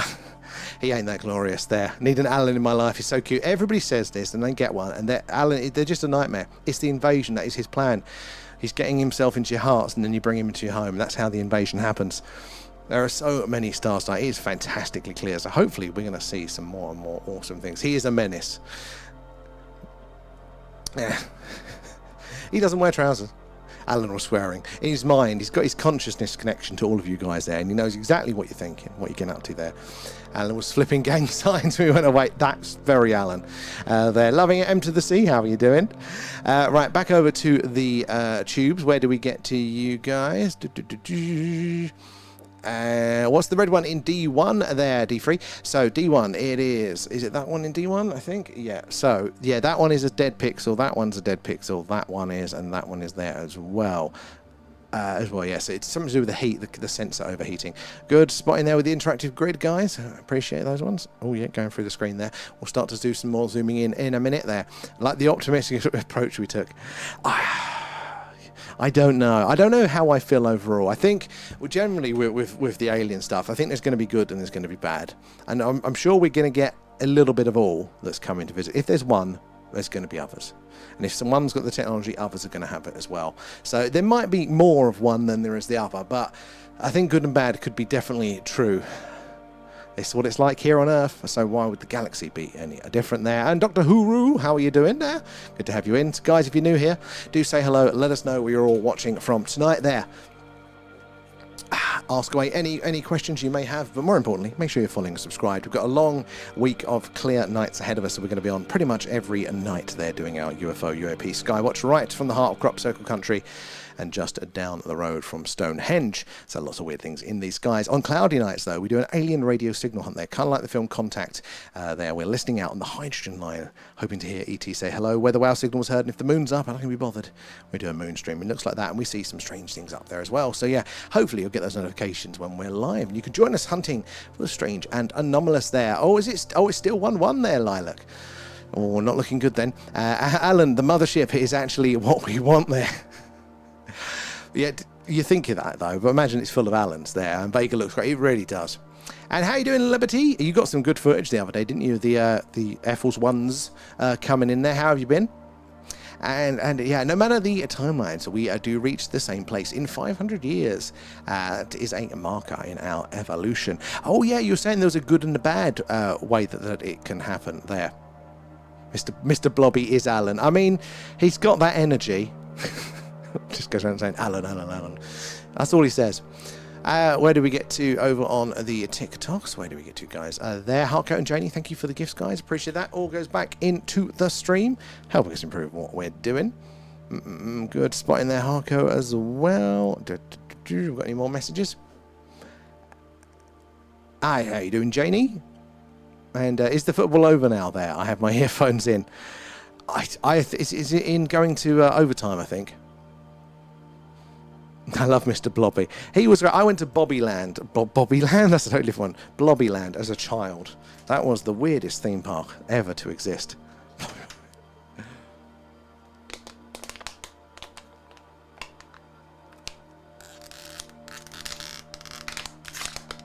Oh, you ever forget water's a thing? Oh, it's hot. Oh, it's on a break, is it? Right, where did we get? Oh, that's a little shooting star just down there. Very, very nice. I'm going to need to get my remote so we can spin this round. And D3 there, hit that thumbs up and so thank you, D3. That is very, very kind of you. And yeah, we do really, really appreciate the likes and the shares, because it is likes and the shares, all that sort of jazz, that helps us reach more and more people like yourselves. And the more open-minded people we can get looking at the problem, but also sharing their experience of the phenomena, the more we can all learn. Yeah, and the more we can all kind of slowly erode that stigma as well. It's a nice, slow, steady one coming in. Where is that cursor? It's having a real sulk tonight, isn't it? Zoom mode activated. So we can say lots of objects like this. We need to see it stop dead, shoot off at speed, change its course or trajectory. That tells us for sure that it is something a little bit stranger than one of the many, many, many, many man-made satellites up there in the night sky. But just because we don't see, my God, the heat. Even if we don't see it to do something strange, it doesn't mean it is definitely a satellite. It just means statistically it is most likely. So before man had satellites up there, these very things were observed in the night sky. And in fact, even if that one there, right there, is ET flying around, most of the time there's nothing for ET to avoid up there. They are going to be going in a straight line from A to B without doing anything anomalous for us there. We are asking for that rare occasion when ET realises he's left his keys at home and does an interstellar handbrake turn right over the screen. I've been busy there, but falling asleep early there. Did you like the night shot of the UFO? I didn't. Did I see the night shot? I saw the side-by-side one. Was that another one? I saw that. And I've got something tonight. Honestly, I hope so too. It is very clear tonight, so I'll be surprised if we do not get something anomalous at all tonight. In fact, I might, even though it's hot, stay on until we do. We'll do a what do they call it? A subathon, isn't it? But not for subs, but just for waiting for it. We'll do an alien-a-thon, a UFO-a-thon. Sounds like something Alan would wear. That's particularly revealing. And Joseph, how are you doing there? You come in peace. A strange planet. It is very, very strange indeed. Right, let me go get my remote control so I can spin the camera around. I'll leave you with Alan again. Alan, can you take over? Remember to join our Discord. Link in our TikTok bio.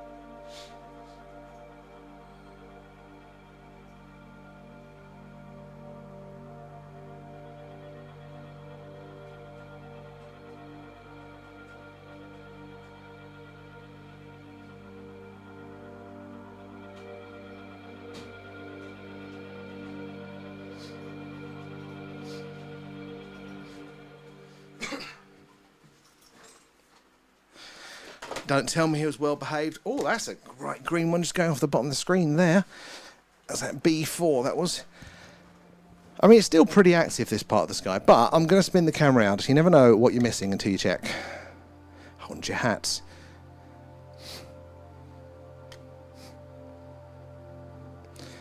Ooh, space worm.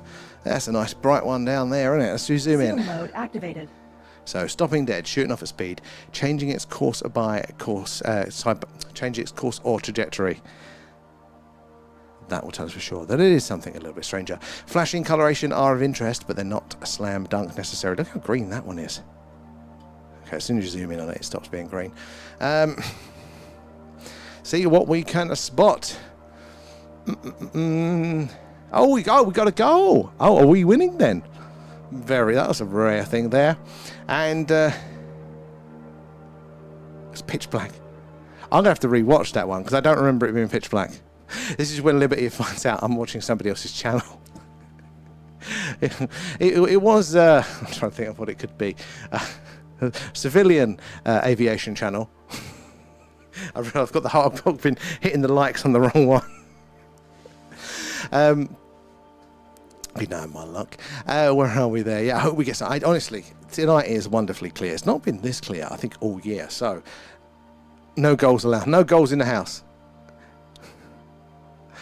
It just prolongs it, though. Just prolongs it if we pretending we might have a chance at it there.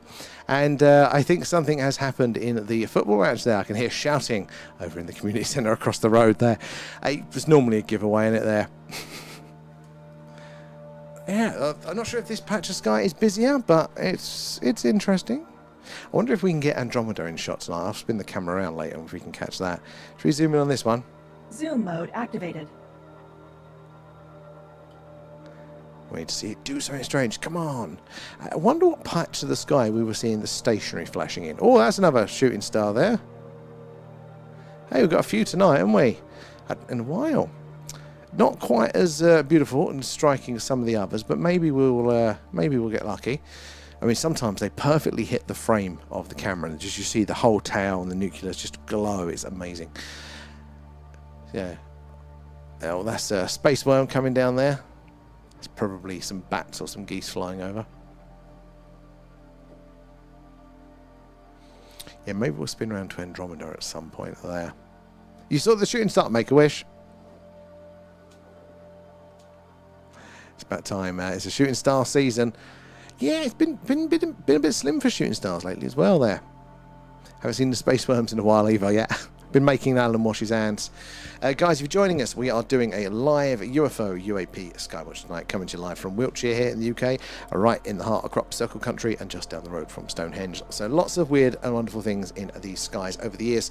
Help us spot the strange and anomalous. Drop the grid reference, the coordinates into the chat there, as you can see the numbers and letters where something strange is, and the mods will highlight the squares and we can zoom in on the really interesting ones there as well. We're going to see a lot of man-made objects. There's a hell of a lot of them up there, about 15,000 man-made satellites flying around.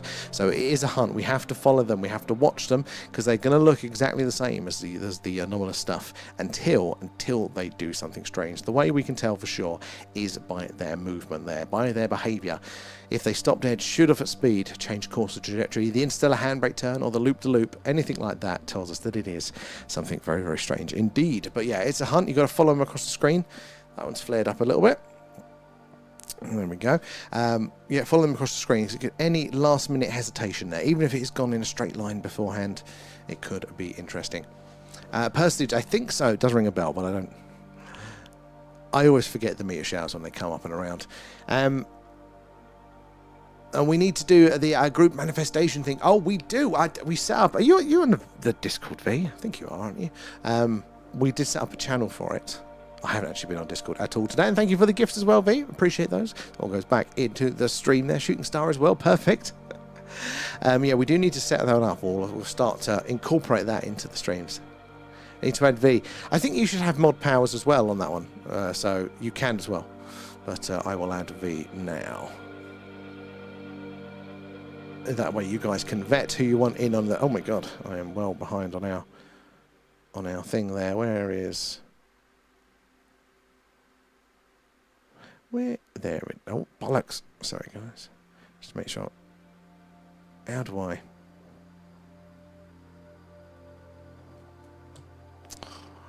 Technology. Hold on.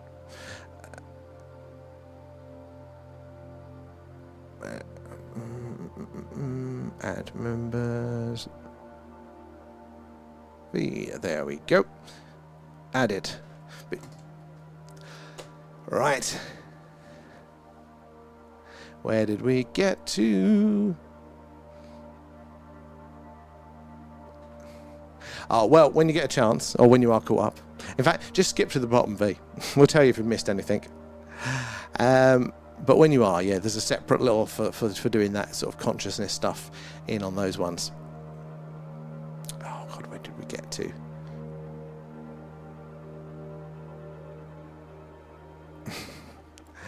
Oh, I tried. Oh, babe, I can't know I'm dragging out those senior moments. I struggle with it. I struggle, but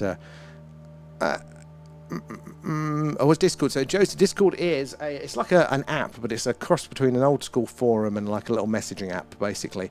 But it's a little community there, and we've got separate channels, so like discussion groups for either interesting things, all of the podcasts and stuff that we talk about here, that we mention on the stream, or personal experiences. If you've had a personal experience, then they are.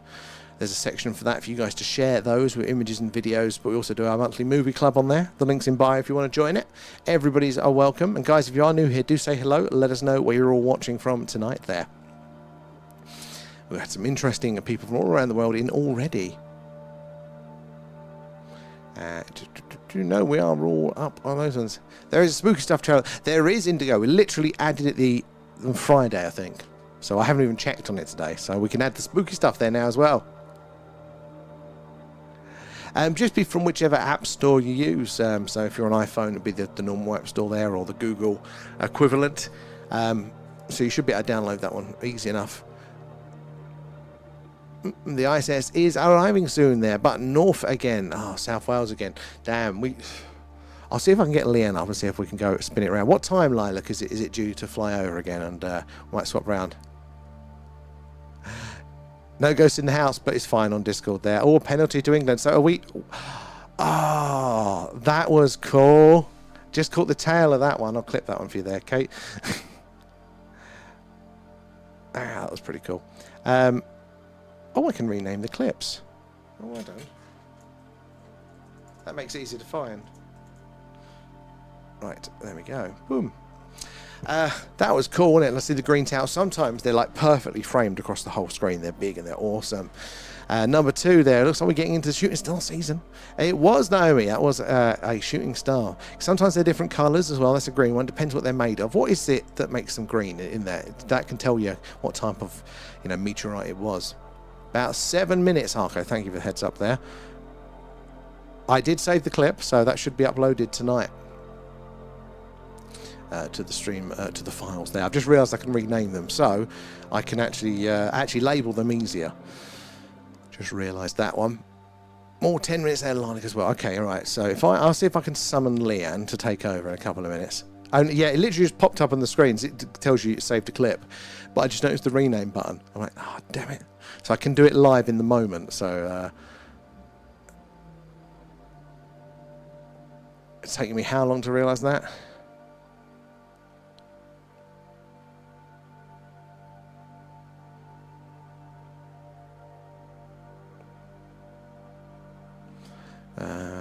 Let's get the ISS tracker up as well. See if we can get it there. Oh, I had an app that sent me a notification a few minutes before. It was overhead there. I forgot on which app. That is actually what I do need. I keep slacking on this front. I always, every time I try, I just type in where is the ISS now and click on the first result. Oh yeah, it's getting close. We're a couple of 5 minutes away or so, maybe 10. Yeah. Penalty overturned. Oh, so is it still 1-1 then? So guys, yeah, where is everybody in? Is it just the regulars in tonight? Or have we got any new faces there? We'd love to hear from you there. 2-1 to us in the second. To England. And what they're not overturning it to 1-1 there. What am I saying like I care? I don't know football. There.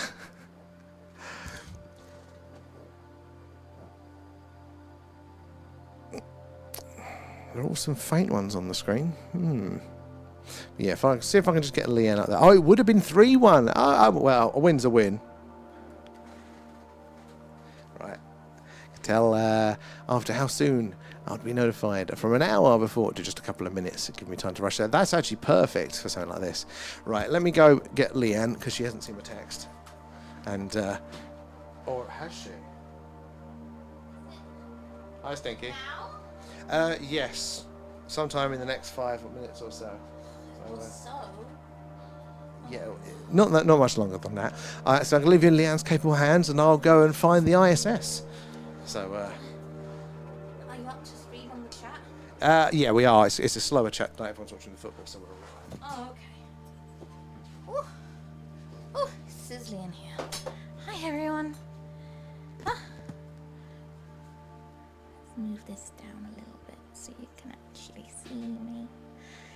Hi, everyone. How are you doing today? Oh, it is another warm one. I am sick of it. I don't know about you guys, but I am done with this heat. And apparently we've got at least another week of it. Hi, everyone. Oh, is that Sam who did something then? Did you see that weird? I wonder what that was. That was odd. I don't know how to clip it. Maybe Sam was recording. What time on it was it? How long have we been on for? Someone clock the time, like how many minutes we're in. Embrace the heat, winter will be freezing. Ugh.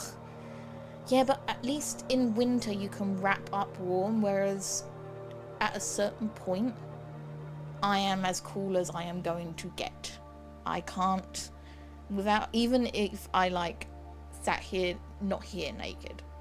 Don't get me wrong, internet, don't get too excited. But even if I sat downstairs, fully in the buff, I'd still be too hot. Whereas at least in winter you can keep putting stuff on. 12:20 onwards, okay. I'll tend to have a look. Outside is good. But... Oh, shooting star! Ah! Well, I'm excited. I'll never get bored of seeing shooting stars. That's always exciting. Did you make a wish? I made a wish. Give us luck for the England game. Oh, God, don't. We're just... one mentioning spooky stuff channel on the Discord. Oh, I'd love to do that. Definitely. Not all of us are watching the football. No, my brothers hate it when I watch the football. I'm a jinx, apparently. To be fair, I don't understand the football. I think that's why they hate me watching the football, because I ask stupid questions like, wait a minute, is that the goal we're supposed to be kicking into? And really annoyed my brother once. We went to a South End game last year, around November time. It was local to here, and I got the wrong team. I didn't know what outfits they were wearing. See, it's exactly that sort of thing that upsets my brothers. So they won't watch the game with me anymore. Did you see it happen again? It must be Sam. It must be something that he's doing. Like maybe he's out there with this, having a cigarette, and it's the cigarette smoke going over, and it looks a bit orange. I don't know. I'll tell him he needs to have a look, because it's happened twice now, so that's odd. Yeah, what was that again? I reckon it's something to do with Sam. I reckon he's having a cigarette by the camera. But wait a minute, and if it happens again, then yeah, that's what I reckon it is.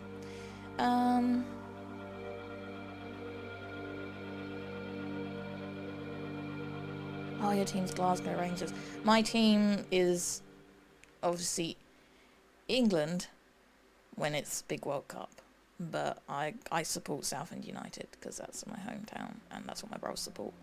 What do you use to look up into the sky? We use our peepers. This is literally just a Canon camera with a good lens. Not a fancy space lens, just a decent lens. But we're very lucky where we are. the amount of stars that we can see up there, which is lovely. Oh, has Sam spotted the ISS? Here we go, guys. Oh, there's Vega.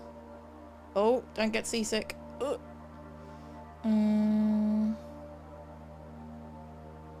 Glasgow Rangers. Woo! But yeah, the amazing thing about watching the skies here is you can just go outside and look up, and I watched a satellite go across the other day, like last night, and what was that? That was like a bug or something. It went whew. That was cool. Again, I'm thinking it must be something to do with Sam's cigarettes. Like sparks coming off or whatever. That's the only thing I can think. If he's having a fag by the camera, that's what it's gonna be, guys. I'm not gonna immediately start jumping out and saying aliens, but I will say that he missed out on some things that look kind of cool on the screen. Where's he going? I'm guessing that's the ISS that's going to be coming in from the bottom of the screen through the trees. Although if he needs to stop moving the damn camera. Jesus. Is that it? It's bright, guys. It's bright. It's big. It's beautiful. It is likely to be the ISS. Everyone wave at the people in the tin can up there. Looking down on us down here at the marble. The beautiful blue-green marble that we are.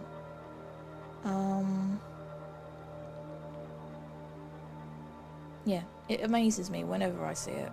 I think you can totally understand why people get excited when they see it and think it's some kind of UFO, and then they remind them, actually, we are out there. You know, we have made it out there. And that is us floating around. That's some of ours. I wonder if they're getting the World Cup up there. There's got to be some sports fans on the ISS right now who are waiting to hear, and they must be really frustrated that there must be a delay. My friend was just telling me that her neighbour's stream is about 4 seconds ahead of them, so they keep getting spoilers. So when they knew that there was going to be a goal before the goal happened on their screen, only by about 4 seconds, but yeah, it made me laugh. But yeah. I did try to turn it on. I thought I'd turn the football on and actually have a look, because, you know, there's something about the whole nation watching the same thing. And I know that my brothers will be watching. I know my dad will be watching. So, well, I think my dad will be watching. I don't know. He does get sleepy. What is going on? Whoa, look how fast they're going. They're leaving they look like proper little trails on the screen. How cool is that? Sam, you got to move the camera again. We're missing it. We're missing all the action. Hopefully we'll move it again in a sec. Either or it is officially. Oh wait, here we go. Here we go. Yeah, I don't know if my dad would have stayed up. He does tend to fall asleep in front of the TV now. Well, he's always fallen asleep in front of the TV, but like around this time, he will likely be asleep, or has been asleep for a while. My brothers will be up though. And yeah, there's just something about all of you observing the same thing at the same time. I mean, look at all of us. We're all observing this purple dot going across the sky right now together. And I think there's a power in that. I think there's power in observation. I think the more people collectively look at something and think about something, then there's power in that. Yes, it is the ISSV. We believe so. So wave. Yeah, they're up there.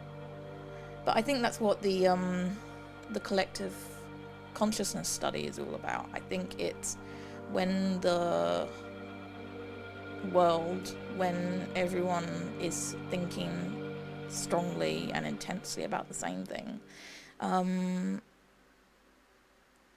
it has an effect. The Global Consciousness Network, I think it was called, they measured the numbers of ones and zeros that occurred, basically heads or tails, on an electronic machine, and it does it like 1,000 times per second, heads or tails, and most of the time it's 50-50. It genuinely does do that. If you flip a coin enough times, it will eventually be 50-50, right?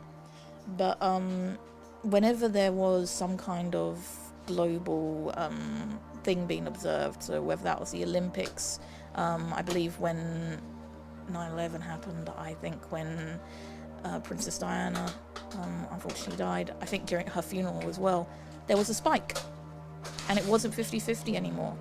And the really interesting thing as well is the spikes often happened a few minutes before the thing, which then gets into the complications about like what is time and stuff like that.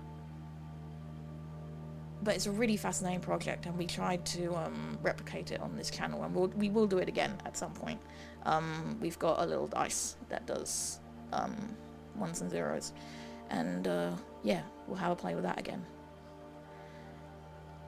But yeah, so that was the ISS, and what I believe was probably Sam's smoke. 2-1 England. Are we winning? Ah, brilliant. Oh, everyone I'll be getting lots of WhatsApps right now. Yeah, when you were down there, I saw. Yes, it was when it would go, the little lines going across. Yeah. They were their bats or whatever. But when it was like a flash, it was slightly more orange. Yeah. That was Alan vaping. That was Alan vaping. Okay. I'm gonna hand you back over to Sam, guys, so I can look at the barrage of texts on my phone because all my mates were watching it as well. The stream. That's nice of them. So I'm sure they will be very excited. Okay, but lovely chatting to you guys as always, and I'll speak to you soon. And yes, we will talk more about the Global Consciousness Project at some point, and maybe do another experiment, which would be cool. Interesting. Oh, it's so warm up here. Oh, so we had a question actually when we did this last night of why, when we were tracking the ISS, did it come over, you know, from top to bottom and then from bottom to top? And the short answer for that one was, I'm spinning the camera around, it only goes so way up, and then I have to turn it around and then go all the way down with it for that one.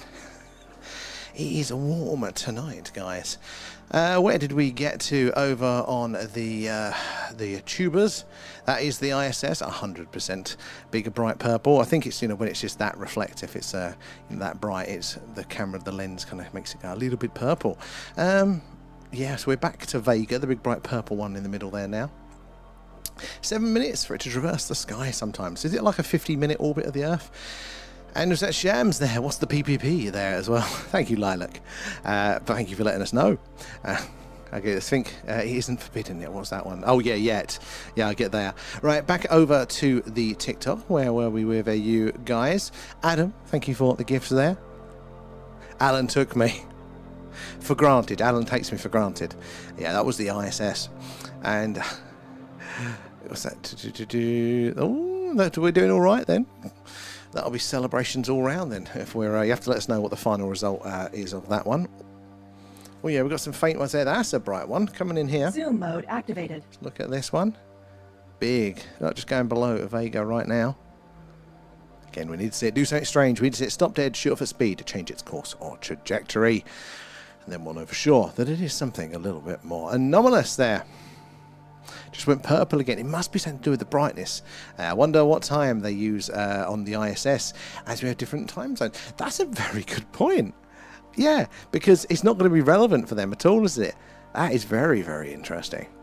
Your head starts to bend when you think about, you know, if we had colonies on other planets, because not only is our time based on, you know, the Earth's rotation to the sun with our seasons and everything, it's all based on, you know, on the Earth's rotation for us. But when you start to get to getting far enough away, time isn't quite the same, you know, and especially you can't have real-time conversations. It doesn't serve the same purpose, you know, like we've got a universal time standard here. You wouldn't actually be able to put that in place in the galaxy because time moves slower and faster and all sorts of things. It's a bit weird there, space-time. It's time I'm working on, you know. I work on space-time. Time is faster in space. It is faster and it's slower in some places. Time is more like weather, is a better way to think of it. Not quite, but... you know, just because it's raining where you are doesn't mean it's going to rain where I am. You know, it's not necessarily a plus or minus here and there everywhere. It's just time is incredibly dynamic. It's strange how time works and how we think of it. Still some activity here. Should we spin the camera around again? Let's see what we got over here, because I think we spent time over here. It's quite busy. Oh yeah, look, 1, 2, 3, 4, 5 on screen. There's a nice orange one. Let's catch Zoom that. mode activated. Zooming in down here. So if you are just joining us, we are doing our live UFO UAP Skywatch tonight. Coming to you live from Wiltshire here in the UK. I'll catch you later, Emilio.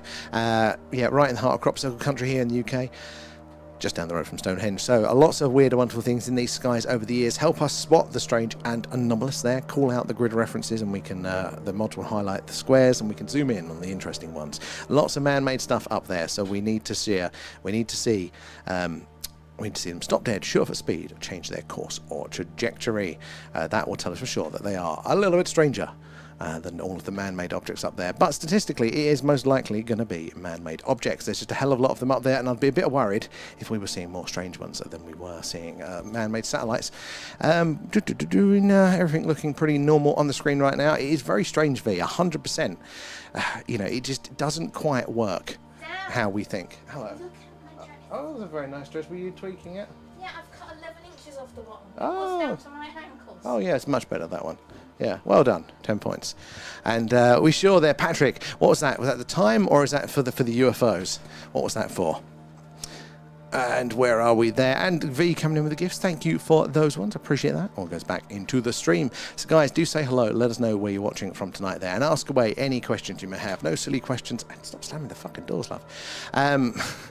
Oh, the potato. Thank you, V, for humbling me with the potato.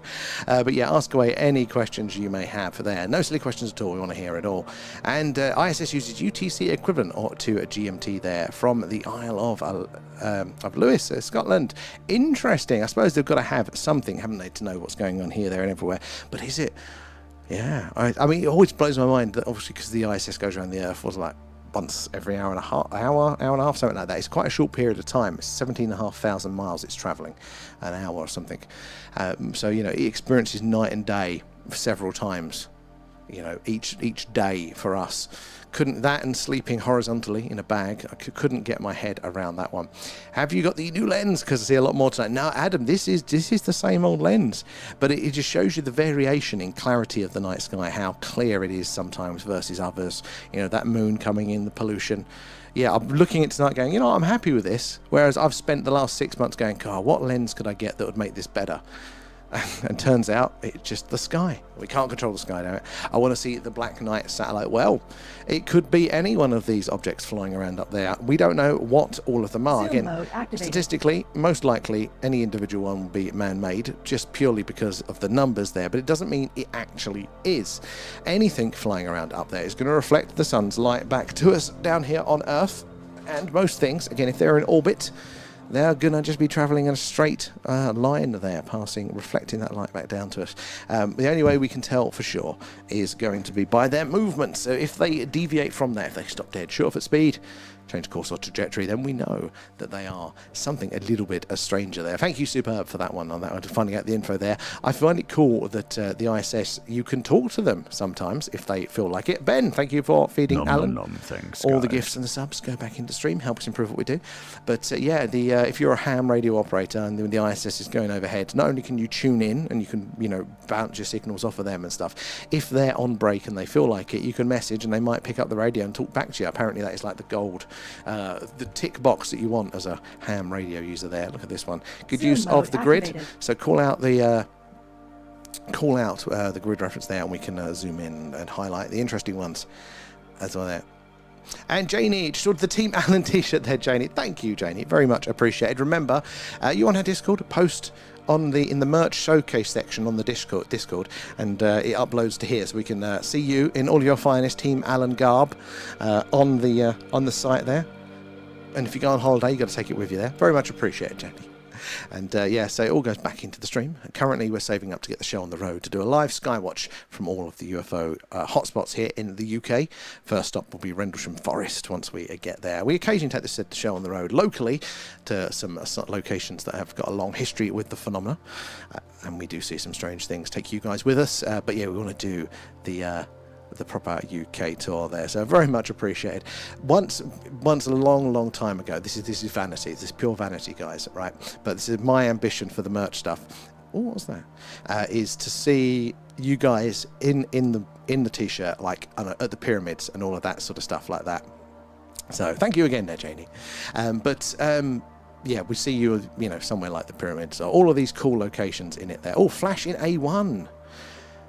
But when I was, so that is in, where's my cursor? It's in this sort of area here. See if we can see it again, because a flash from the same part of the night sky multiple times there is very strange. It is very anomalous. Everything should be moving, should be in motion up there. So keep an eye out for those second flashes there. But yeah, so when I was younger, I had a business, and it was, do you know what airsoft is? It's like paintball.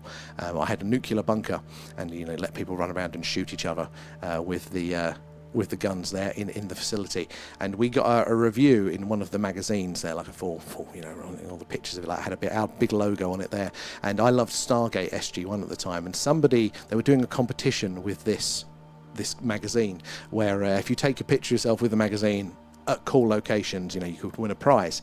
And it just so happened that somebody entered that competition holding up the magazine full on with my place doing the review in the set of Stargate SG-1 in the gate control room like that. And it was like, oh my God, seeing my place and my logo in that room, I was like, oh, that's amazing. So we want to see you guys at the pyramids and all of that sort of stuff with it there. And Z-Mate there, can you recommend some database to verify what we see in the sky there? I'm using Stellarium, but there is something big on the polar orbit that's not on the database. Oh, very interesting. Did you notice it? It's going from south to north around 11 p.m. plus 1 GMT. You know what? I haven't seen it ourselves yet, so we don't normally check. I suppose in theory we can check the polar orbit, but we don't. We did try to align with Stellarium. There are other versions around there, but I'm not sure of a better one. The issue we had with Stellarium is there was a slight delay, but as you say, not everything is listed and labelled. And yeah, I don't actually know of a better one, but I do know that there is a hell of a lot of stuff that is up there that is particularly the Americans track, and they don't know what it is or where it's come from. There is so much possibility for all sorts of weird shit to be up there. I think that is what the space shuttle was built for. That's why it had the big arm and stuff there to inspect those things. But a polar orbit, that would actually fit with the Black Knight theory, wouldn't it? I mean, there's going to obviously be a lot of unlisted spy satellites and things like that. But that is very, very interesting there, Z-Mate. Very interesting indeed. For there. And I think I was thinking about SpaceX launches from Vandenberg. Could well be from that position. Definitely could be. But you'd see it space out, wouldn't you, over time? It could, yeah. I mean, maybe it's not been updated. I think there's so much grey area of why it can't be on there. So it could be a possibility for those ones. Can't wait to wear it. I can't wait to get that picture on the Merc showcase there, Janie, so we can show it all off to us here. I used to love going airsoft. I hated playing with other people, but with my friends, because I owned the site, we would just go play ourselves and there'll be no rules, and it was hilarious. So I loved shooting my friends with it. But, oh God, that was a different life. I've done a few different things in my time. But yeah, that was close ranges, the bunker there. That was very, very close range. And we look back at it now and I go, God, how did I not get sued? We used to have another location, actually. It was on the coast of Suffolk as an old missile base. Again, we used to do the airsoft events there. And it says just literally down the road from Rendlesham Forest. So we would go past it every time on the way to the site. So that's why I used to go to that area a lot. And that was, I think, the first time seeing the stars beautifully, like outside of Essex. I mean, I obviously went on holiday and stuff, but I never remember seeing just being, you know, your breath taken away by the stars. But we were staying over there one night, and it was on the coast in the middle of nowhere, no lights, and it just blew my mind. God, what's going on down here? How much you could see with your naked eye the night sky. Very strange place, though. Beautiful place, but very, very strange place. Lots of movement, guys. We need to see it do something strange, though. I do miss shooting friends, actually. Every few years, I kind of revisit, and I'm like, I want to do that again. I want to do that. No, never go back. Move on. But yeah, I do miss shooting some friends occasionally. Just went mad, and oh my God, V, that's ridiculous. That's ridiculous. But thank you, V. Getting us very close to Rendlesham there alone. But thank you, very, very kind of you there. But hey, we want to see all the pictures, V, all around the town. Or so the wings of your house, of all of those things. Thank you, V, very, very kind for those ones. It's just going to be a slideshow of V, I think, you know, for all the different merch on them. You'll have to let us know what your favourite is there. That's probably one of everything there. V, thank you. That is very, very kind. It took us a long time to do it, and I have slightly turned the channel into QVC, but we have got... it was when we got the samples through, I was so happy with them, and that is very rare that I'm ever happy, if anything, that, yeah, I'm excited to share it. So I hope you love it as well, V. Alan does as well. And are they all flights moving around or satellites? So, in too deep, a good question there. Mostly these are going to be satellites, because when planes fly over, this isn't a very active airspace, and we do have a little radar here that Harco kindly made us. It looks like one of those old-fashioned, proper sweeping radar like that, and it shows you basically what planes are in the local area. And at the minute, there's nothing local to us. It's quite a quiet airspace, but when they do go over, it does happen. You can see the triangle formation, you can see multiple strobes. They do look, they're much bigger as well, because you imagine they're lower down and this lens is zoomed in, so you can kind of see the shape of the craft there, so you kind of get a bit of perspective, and it kind of tells us that lots of these objects here, these are all going to be things in low Earth to medium Earth orbit. They're that sort of high up. Now what those things are, we have to go to the statistical analysis here, which is basically there's a lot of man-made stuff up there, so most of the time it's going to be at those things, but people were observing exactly what we're seeing Zoom today mode activated. well before man had anything up there in space. So what is it? I mean, at the end of the day, what we are seeing in its simplest form is objects flying around in orbit that's reflecting that sun's light back to us. Because they're off the surface, they've still got a direct line of sight to those objects to bounce it back down to us here on Earth. So again, most of them will be man-made, but not all of them. The only way we can tell them apart for sure, I said, is by their movement. When they stop dead, shoot off at speed, change their course or trajectory, it tells us for sure that they are a little bit stranger. Indeed there. Watched live for 500 minutes there, R4. Wasn't you only at 200 minutes like earlier this week? That's crazy. And it's crazy they don't hit each other. They're really worried about it. And sometimes when we're looking here, you'll see them like cross paths like that, and they just perfect alignment. But normally in those cases, like from us, it looks like an alignment. But if you looked sideways on, you'd realise that there's this gap there. They're at different altitudes. But they are really worried about that, because up there, remember, they're falling to Earth. So if one of them breaks up into 1,000 pieces, or two of them hit each other and go boom into 1,000 pieces, all of those bits, they don't just drop down. They continue in that orbit, and it's like they're flying, at thousands of miles an hour, so fast, like speeding bullets. Activated. And if that becomes like a crazy cloud, then that could hit another satellite, which becomes more debris, and that could hit another one. And this snowball effect, they call it Kessler syndrome. They're really, really worried about that. They already have to do hundreds of maneuvers a year to basically stop all of the collisions, because in theory, if that happened, low Earth orbit would be impenetrable, wouldn't be able to get anything up there through the space there. But you coming in with the hashtags? And audience more much. Carl, you've already got yours. But thank you again for that. And we want more pictures. And we want around and around, out and about around the world. Actually, I want to see Carl. So if you got when next ghost hunt you do, that would be pretty cool to see. Imagine brilliant. I'm ordering an Alan. We need to do the little shirts for Alan. Simon did send us actually a place that did shirts that size. So I've got to look into doing those, like Alan size t-shirts. There. You've racked up those hours in that time, R4. That deserves a medal there. England won. Oh my God, that is crazy, guys. I've got so little expectations for us in the sporting world, so I am definitely surprised there. Thank you, Carl. Where did we get to over on the tubes there? Norway 1, England 2. That is crazy. Norway were doing pretty well before there. How you doing, ST? Good to see you in there. A typhoon made landfall in China. Oh, I was thinking of the fighter plane then. I was thinking of the jet fighter, an actual typhoon. Oh dear, was it a bad one? What they're looking, not that China ever tell you the results of these things. How are you doing though? I don't even know who the players are. In too deep there, thank you for the follow. Where are you joining us from? We're in the wild. Everyone's getting their bunting and flags out tomorrow. So is it another 2 before the final that they've got to get through, or another 1 and then the final? You can tell I'm up in my old sports. Today's going to be the day that we throw it all back to you. God, that's a long old song there. But guys, so if you're just joining us, we're doing our live UFO UAP at Skywatch. So, semi-final. And then if excellent one there. Leicestershire, very good to have you in. How are your skies tonight there? Alan won't let it happen. Alan's vain. Alan will let t-shirts happen, I think. He wouldn't let me put one on him.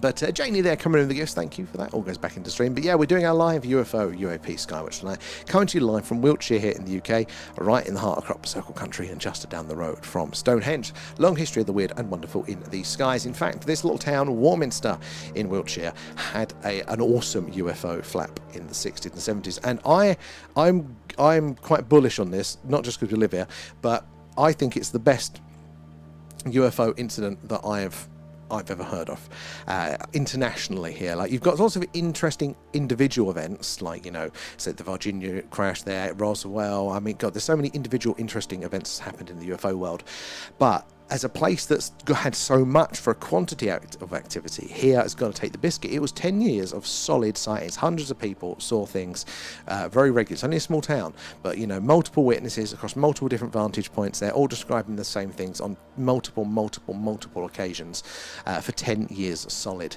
So it's a bit of a weird place there. Alan likes to be naked, likes to be free as he's travelling the galaxy there. His little tower wiggling in the solar wind there. We're going to go, well, hey, maybe. I mean, they've got this far, actually. I'll give them that there. It's just the RAF flying over here. And there is an Ancient Aliens episode about that. Is there really? Oh, I definitely need to check that one out. It is incredible. I've just finished reading some of the no hot balls for Alan there.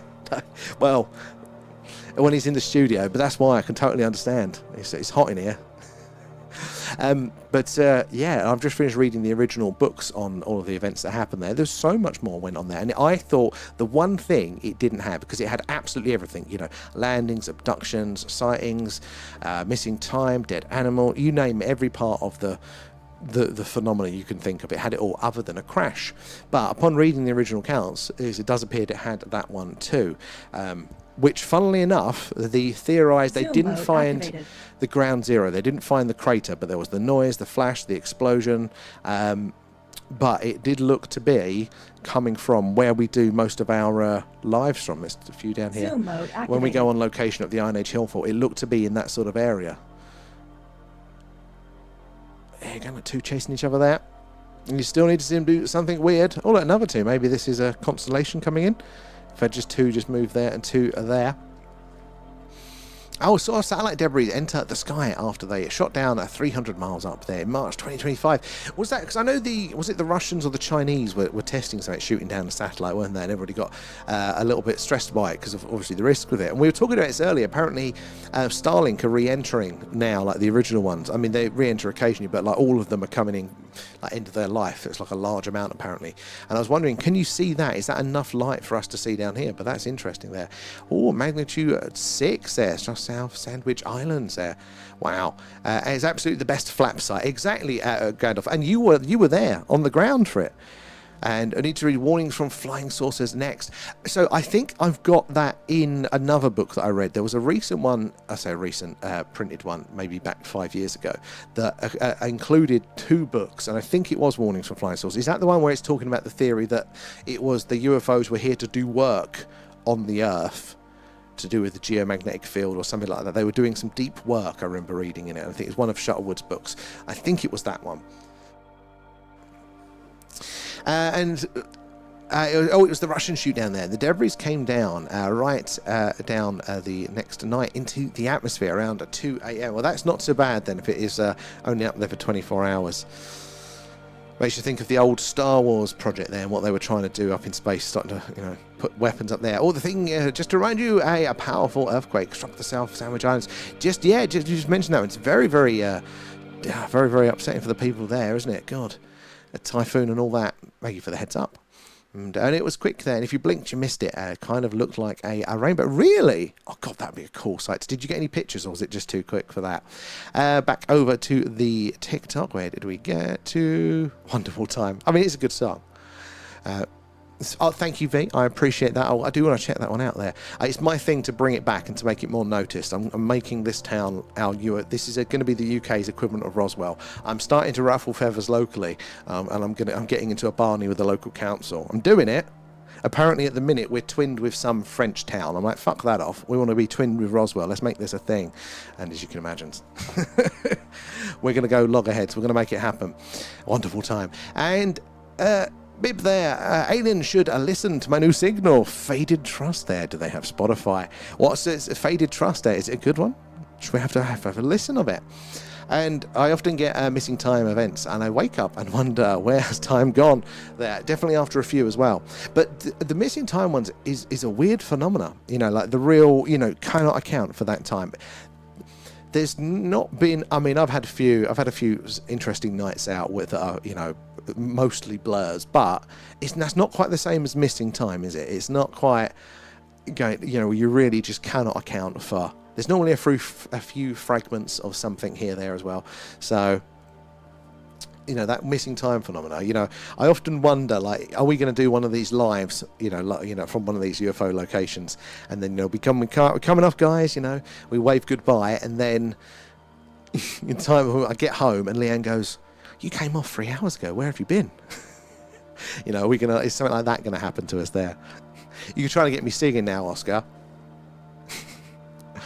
And Lethal, you're back, and it was good news. It was good news. I need a team of aliens to come and do some work in my back garden. The wrong sort, apparently. Got twinned with Vega. Actually, Carl, that's a good twist on it there. Gets us a holiday there.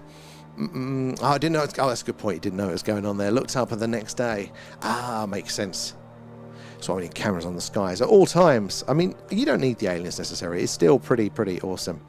A2 is nice. I think that's Vega. So why is it coming from? Because you're right, that is green.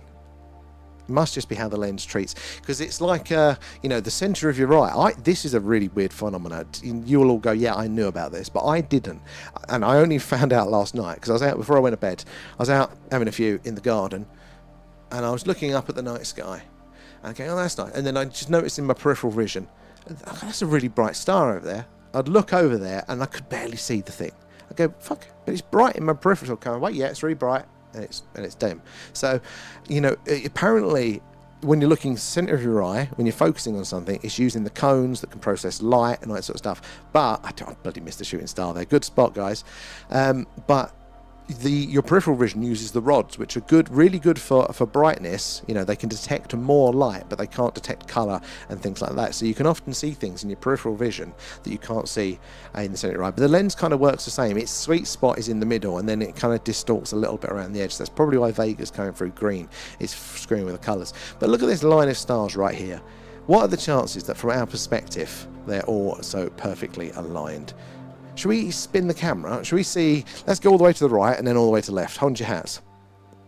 See if we can see what's going on. Right, there's the trees. That's all the way that way. It's a bit brighter over here. There's a little bit of light pollution over the town. Nothing much of interest. Let's go all the way back.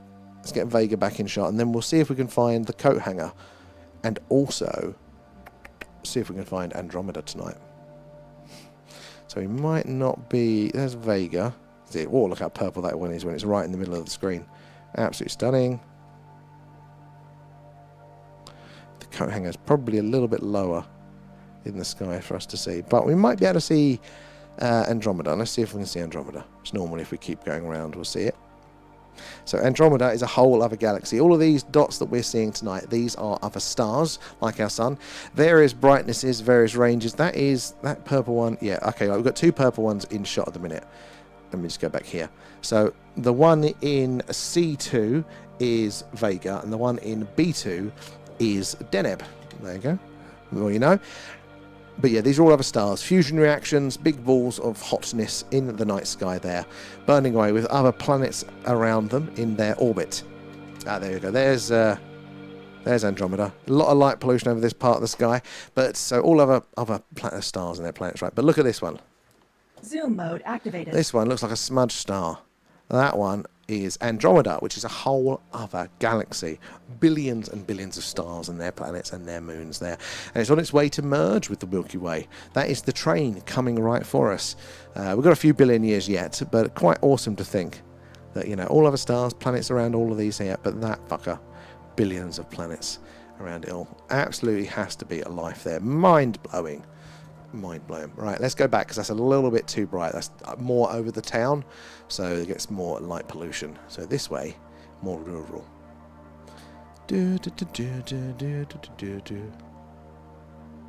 Hold on, guys. We're nearly there. Deneb.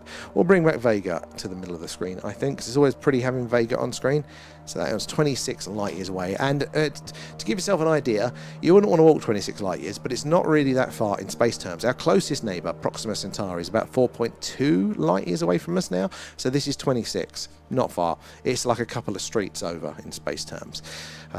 Where are we there? Adam, thank you for the gift. And Ben as well, coming in with those. I nearly missed a few of them.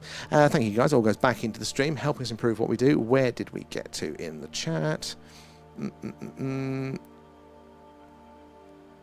Norway's got a row back home now. Shooting star as well. I'll catch you later, Oscar. And it is amazing. Honestly, the space is just infinitely interesting. Can't wait to get you out there. Luckily, they are quite quick with the shipping, V. They are quite quick. So it shouldn't be too long. I think, maybe Tuesday. Although you are in the outermost parts of Scotland, so maybe there's a more of a delay on that. Right, where do we get over on the tubes? Where do we get to, you guys? And bingo, you see more of these phenomena with the peripheral vision, and you got to look directly at it, and the thing vanishes. And the trick is to learn to see with your peripheral vision. Oh my god, yeah, like I was reading up about it. Apparently, it is a trick astronomers use. And the problem is, as soon as I notice it, my brain wants to focus on it, and then it's lost. But I only learned about this yesterday. It's a nice bright one. Zoom mode activated. Zoom in on this fucker. Right, we need to see it stop dead short for speed. Change its course or trajectory to know for sure that it is something anomalous. But as I zoom out, keep it on the screen, guys. It only takes that last minute hesitation to confirm it 100%. Located around 2.5 million light years away, it contains around 1 trillion stars. So that is Andromeda, the smudged one we were looking at there. So let me go back to Vega, and then we'll go back to Andromeda to do this ones. Right, come on, it's a little bit slow. Right, so 26 light years away, this fucker. 26, right, now. Let's get going. We could get her. Where are you, Andromeda? You're around here, weren't you? There we go. This one here. This smudged one. That is 2.5 million light years away. That is quite the distance. And we're still getting that light. Imagine a torch that its light would travel for 2.5 million light years. That's ridiculous. Obviously, now that is... How many was it, Carl? How was it? I just got your message there. Around 1 trillion stars. 1 trillion stars. In that, and that's why we're still seeing that light, because all of the light from all of those stars is powerful enough to travel here. So 1 trillion of these sods contain that. Absolutely, space is mental. Come on, spin. Oh, can you see Jupiter with the camera? We can't tonight, it's below the horizon, but we have had Jupiter on the screen before, and honestly, Jupiter looks very similar to Vega to us, a little bit more round, but yeah, that's kind of how similar it looks for us, but yeah, we can't tonight. Come on, England, exactly there. It's crazy. These numbers are crazy. Like, I understand what 1 trillion is, it's loose change for Elon Musk, but I can't envision it. You say, yeah, these, but 1 trillion. And it spans, so the actual, that's perfect, Carl, the actual width of that galaxy is 220,000 light years across. What are we, like 100,000 is the Milky Way, 100,000 light years across? I didn't know Andromeda was bigger than us. Crazy. And what would you do if we saw something significant there? Who are you going to call? It's a good question, Joseph. And honestly, I hadn't thought about this before doing the stream. I just wanted to see things. It's for my own personal interest. But yeah, there isn't really many people to call. There are various really good apps these days, like the Enigma Labs app. I think somebody else is doing. Is it Lookup? I think there's another one there, all about real-time reporting internationally, collecting more and more data. But for something like this, it's just clip it and share it. I think the best thing that we can do, because there's really good evidence out there, there's really good videos, there's really good all sorts of stuff for the UFO stuff. We're not short of video evidence. MUFON, exactly, that's a good shout, V. We're not short of evidence, but what we are short of is belief. We need to warm up the general public. I keep saying we've got to do the foreplay. We need to take them on a date first. You can't go straight into, do you want to come back to mine? You get a slap. And most people out there, they're not, oh, fucker, that's a blue one. Look at that one. We've got an orange and a blue one on screen. There we go. Look how bright that one is. Zoom mode activated. Very bright tic tac there. Very cool to see. Coloration and flashing can be of interest, but it is not slam dunk by any means. There, Starlink apparently can, with the solar panels they're now using, can produce that blue color. But yeah, there's no shortage of evidence there. We need to warm people up to it. There's a lot of people out there that just don't care about aliens. They don't think about it. They've seen a couple of movies and they're just getting about their day to day. That is the majority of people. Obviously, you've got the more skeptical and the people that dislike it and are against it, and then you've got us who are for it. But yeah, so with those people in the middle ground, if we come on too strong, they're just put off. We need to warm them up, and the best way to do that is with films, with TV, is with media, through entertainment and stuff. Kind of get them interested a little bit, and then you go, oh, by the way, literally like what we're doing tonight. They're swiping through TikTok or YouTube, and they're going, oh, look, the night sky looks pretty. And they go, what do you mean, alien? They're looking out for UFOs. And they go, hold on a minute. And, hopefully they'll catch us at a time when we're seeing something anomalous, or we're having a conversation about what you guys have experienced. And that starts to just open up the possibility for them. Then they go down the rabbit hole, the journey that we've all been on. I think that's the way that we need to do it there. And Natural, how are we there? Good to see you there. And what was that? So until it does something totally anomalous, we have to just reserve it as probably man-made. Doesn't mean that it definitely is. Look, we've got another blue one in here. It just means that we're going back to statistics. And statistics are only good when you've got enough candidates to go from there. So again, these things were seen before man had satellites up there in the night sky, but we can't say for sure until it does something anomalous there. For a long time ago there, I haven't been here for a while. Well, you're very welcome back in there, Natural Nat. And it's very good for you to see you again. Yeah, I think we're in TikTok's doghouse. Doesn't like to show us around. How have you been, though? And that was a strange noise. I have no idea what that was. I'm all for this one. Well, we're on every night. I would say follow us, but you already have. Yeah, we're on pretty much every night. And what with the heat we're getting in the minute, it is lovely and clear for us. So we've got a long run of good Skywatches ahead of us every night here, live right in the heart of Crop Circle country. It's good to have you back in there. How are you doing? Oh, good to see you there. England won. Very surprising there. And who is that one there? Is that Tate? Thank you for the share. Do appreciate that one. I very much appreciate it. The likes, the shares, guys, the tapping away, all that jazz really does help us improve. Helps us reach more and more like-minded people there like yourselves. And the more eyes and minds we get on the phenomena, the more we can all piece this puzzle together there. And Adam, thank you for the roses as well. Appreciate that. All the gifts, the subs, the merch, and members, Patreons, all that jazz does go back into the stream. Help us improve what we do. We missed the live. Yeah, TikTok doesn't show us to most people nowadays. I think we offended them with our language. So we're the cool kids club over here, there. And thank you, Tate. Very much appreciated. Haven't been scrolling enough there. We'll happily be here. Hey, every night we're pretty much every night we are on there. And guys, if you do want a little bit more, check out our Discord there. You get all the stream notifications, but also all of the weird articles we talk about, the weird podcasts we hear. We post them in there. Your personal experience is a great place to hang out as well. So link in bio for that one. And there is lovely a night sky, and I'm going to set up some sort of photography system if I have the money in a winter. Awesome. Yeah, we need to get connected on those ones, don't we? Adam as well, they're coming in with the shares. And Deep, is it you guys are making the local crop circles? And how are they made?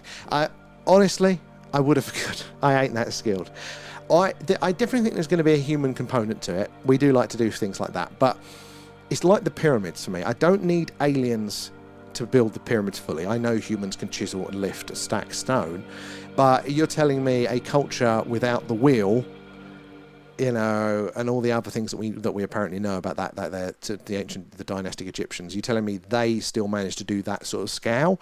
Same with the crop circles. Humans can flatten crops. I kind of get that, but for 2 hours, or 4 hours of darkness in the middle of summer there.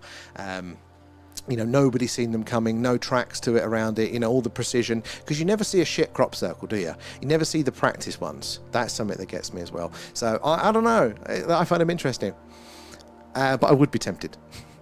Sam and Alan doing the crop circles. We don't work together well enough for that. I'll be going one way, he'll be going the other. So guys, if you're just joining us, we're doing our live UFO UAP Skywatch tonight, coming to you live from Wiltshire here in the UK, right in the heart of Crop Circle country, and just down the road from Stone Henge.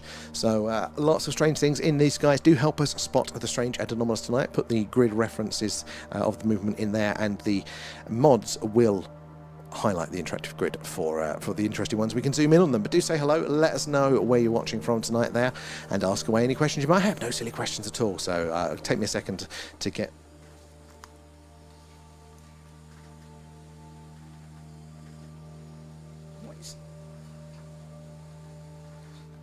Idea what that is, but yeah, so yeah, do ask away any questions you might have. Might take me a second to get over the chat. I'm working my way through TikTok now, and I'll be back over to the tubes shortly. But speaking of which, TikTokers, make sure you checked us out on the tubes. It looks like this. The camera's around the right way. You see more of the sky, less of my face, and all sorts of extra contextual analysis. And it's more of a stable platform as well. So at the thing UFO, give us a find over there.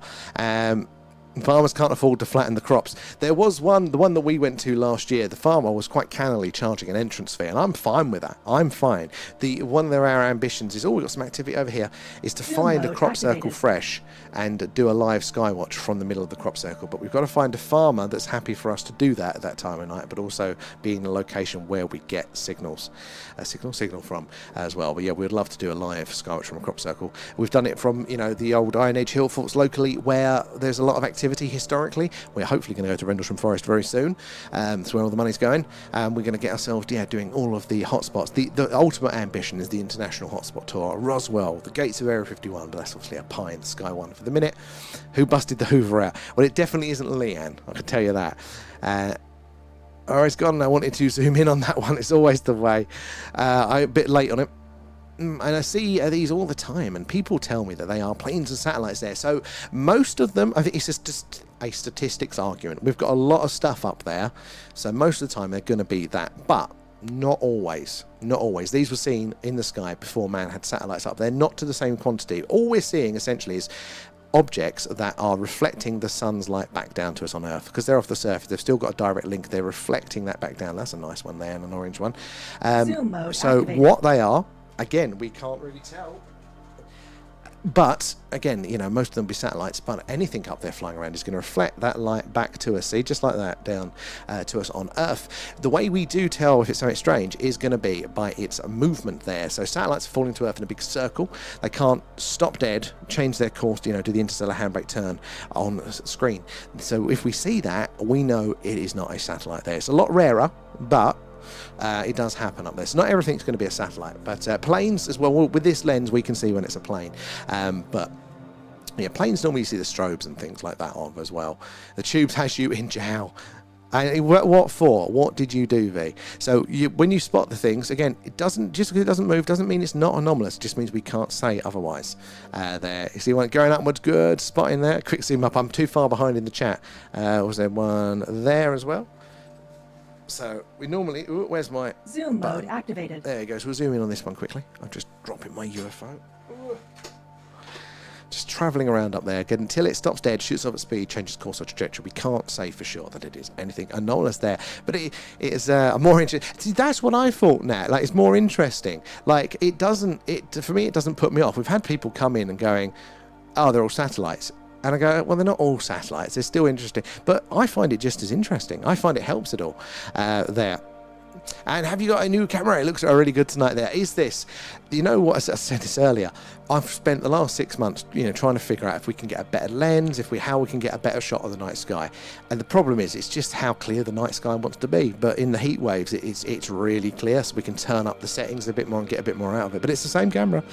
I've seen one do a U-turn, so that is anomalous. Satellites just can't do that. That is breaking physics for them. They don't have the ability to do that. So if it's at that sort of altitude, if it's low enough to be, it could be a drone, but you probably then sort of hear it there. But yeah, that if it's a satellite at that altitude doing that behaviour, very, very anomalous. Your text box is so small I can hardly write in it there.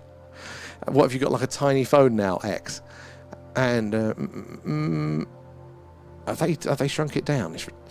They're destroying the platform. And thank you for the likes and follows. I second that one, V. I do appreciate that, guys. It's how we reach you all. It's those tapping away, the likes, the shares. Again, that is how the platforms know that people might be interested, and then you never know who's going to come in and what experience of the phenomena they're going to share. Oi, oi, how are you doing? And tonight, good tonight there, though. I bet you're glad. I'm glad that it's like, I just wish I could get it like this every night. We've got to make the most of it there. Can't handle this on the tubes there. The chat is it's slower. I prefer the tubes as a platform. Right, where did we get to? Speaking of which, over to the YouTubes. Where did we get to with you guys?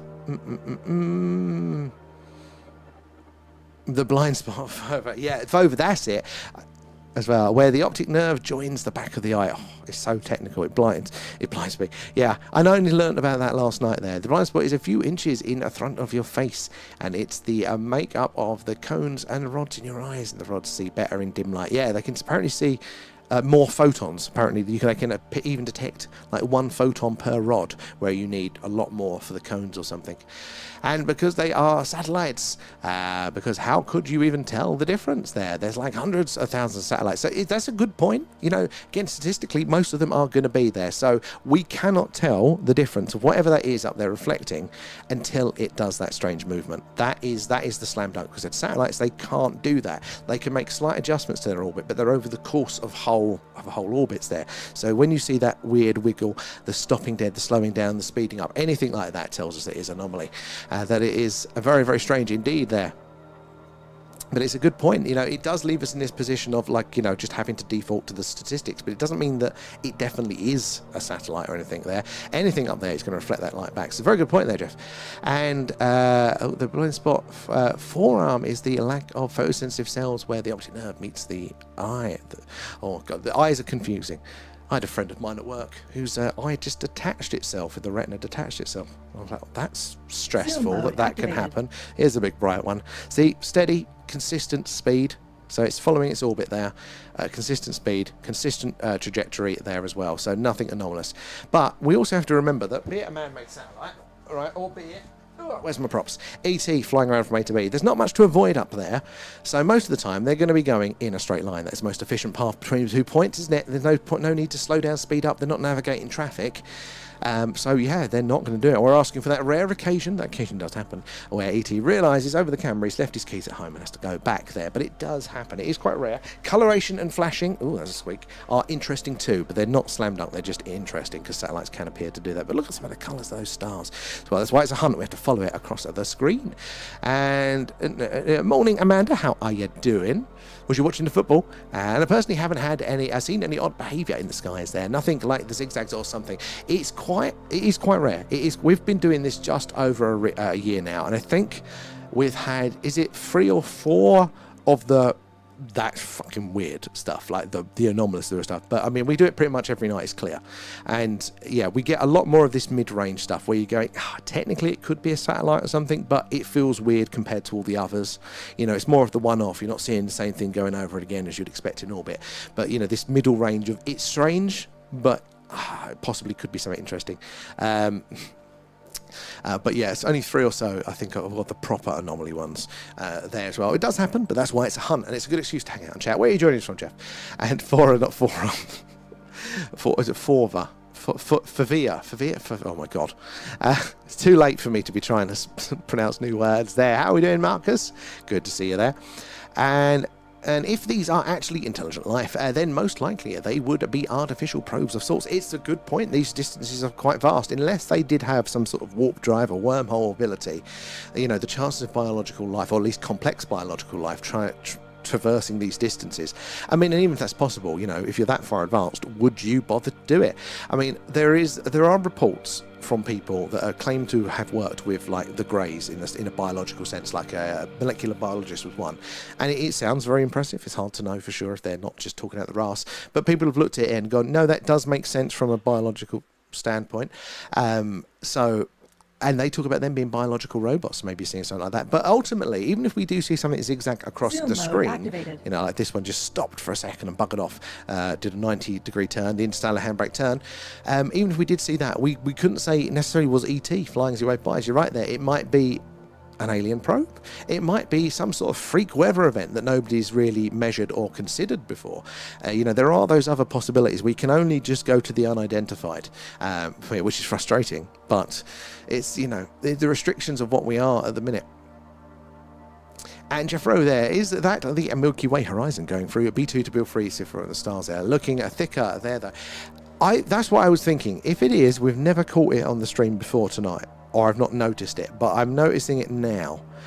The lens is a bit lighter in the middle, but it does look a little bit more like what you'd expect, wouldn't it, there? So you might be right, Jeffro.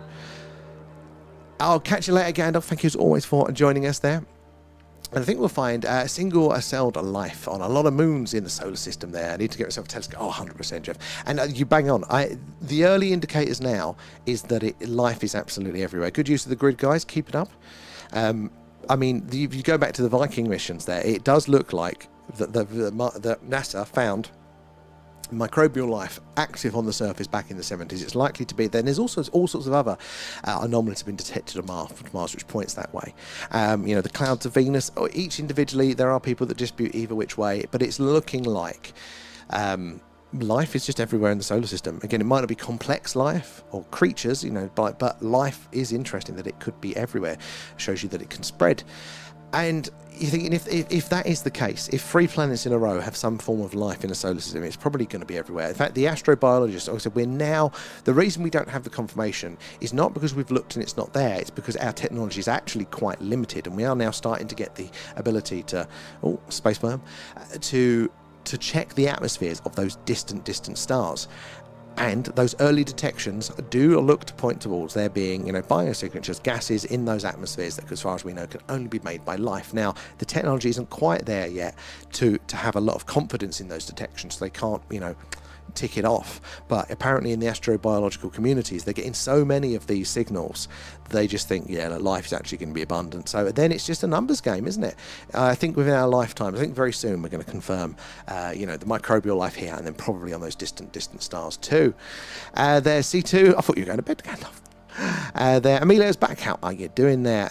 And aliens never have any genitals. Jenny, that is a very good point. We actually have a bit of a running joke on this.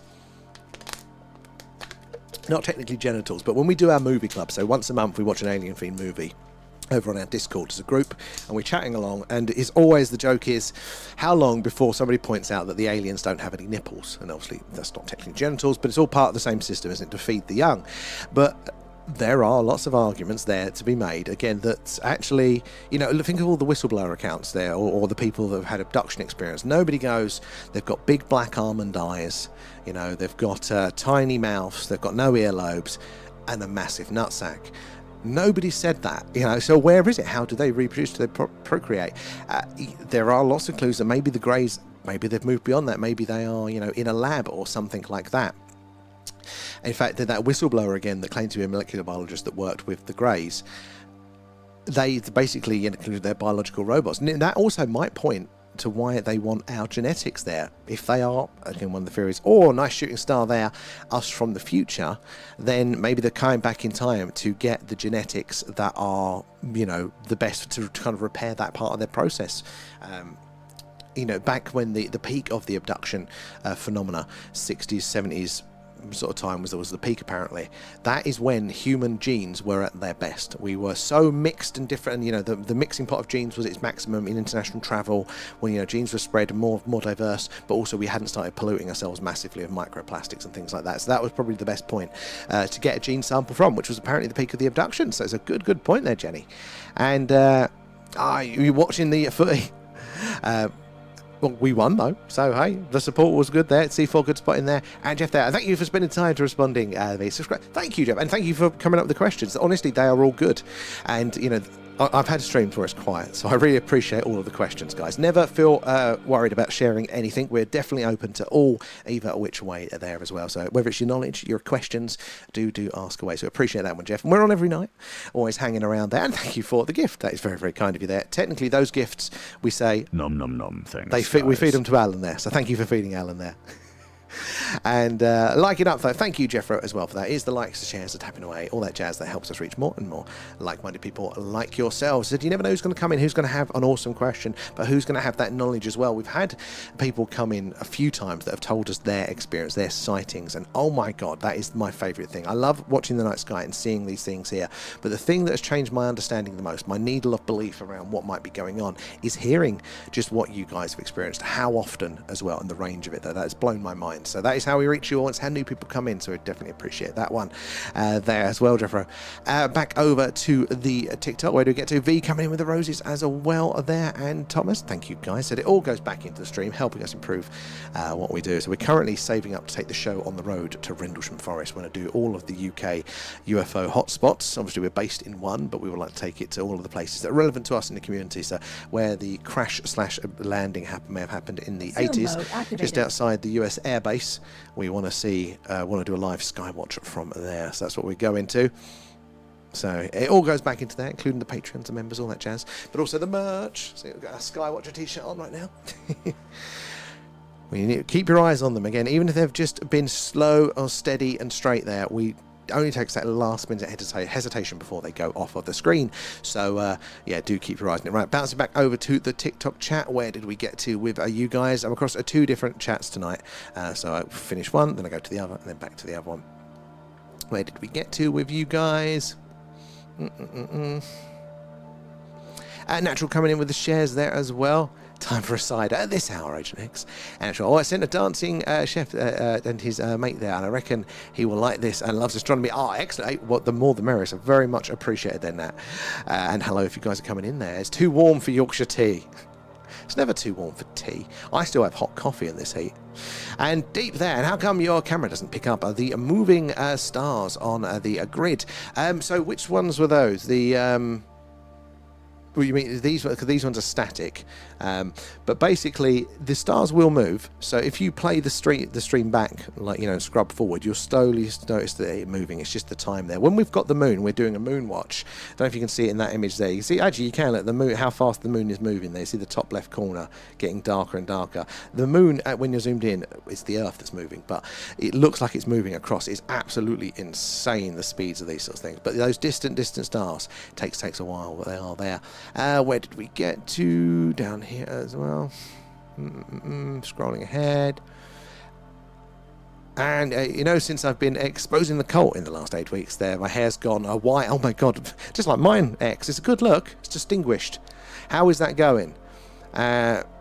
And yeah, as far as I can tell, it's 100% of the Milky Way. Now that is good. That is pretty cool to hear, because I don't think I've not even noticed catching it on the stream before. So tonight, I'm actually very, very happy that we've managed to do that one. The nebula of the Milky Way. Well, we're reaching new heights. It only took us a year, guys, and you can tell by the faint cloudy line that makes it slightly lighter. You know what, I might have seen it before, but I just assumed it was like a fog on the lens or something.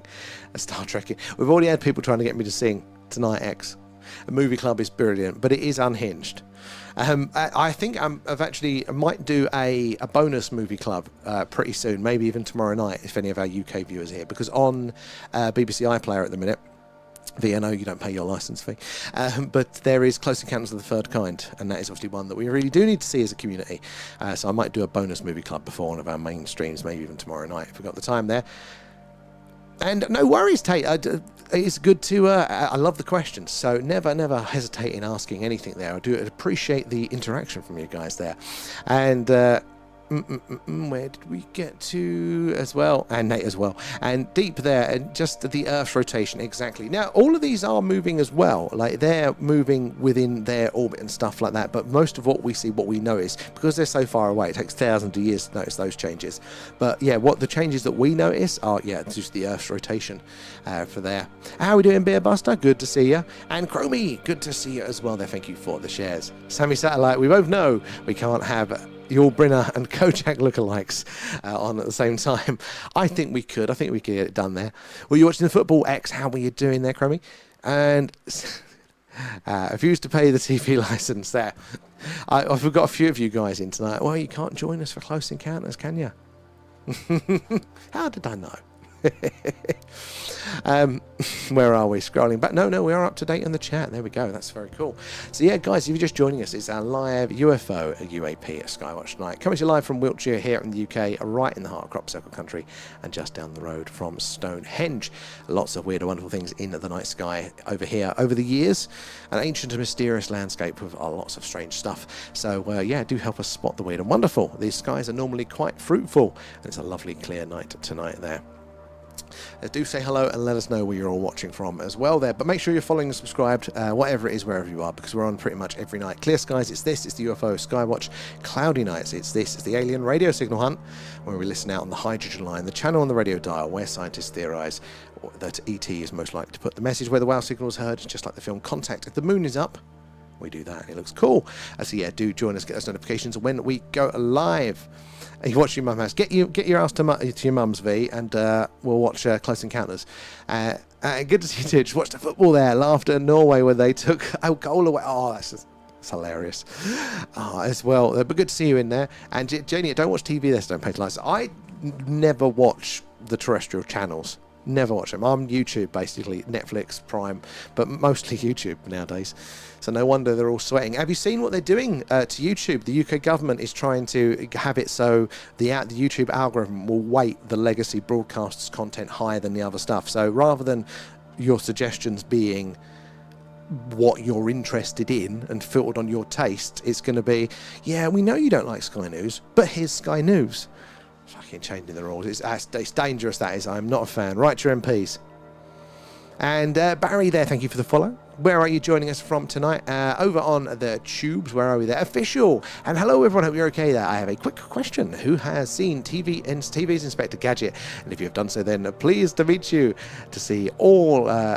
See you next time. Inspector Gadget. That's a long time ago that I saw that one there. But where are you from, Official? Dr. Claw, and that's I get you. And living like that, I just hope that at least one satellite loses control. And cheers up with a zigzag show. Even if they lose control, they can't do the zigzagging. They could start to slow down and maybe go off on a wonk or something, but they can't do the zigzagging. But I'd still like to see. I'd like to see one re-enter. I want to see that flare up of the light from that. I wonder what that looks like to us with the camera.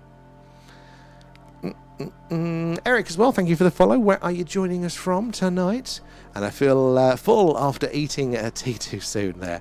It's bed or chocolate? Chocolate. Too soon, it's 1:30 in the morning.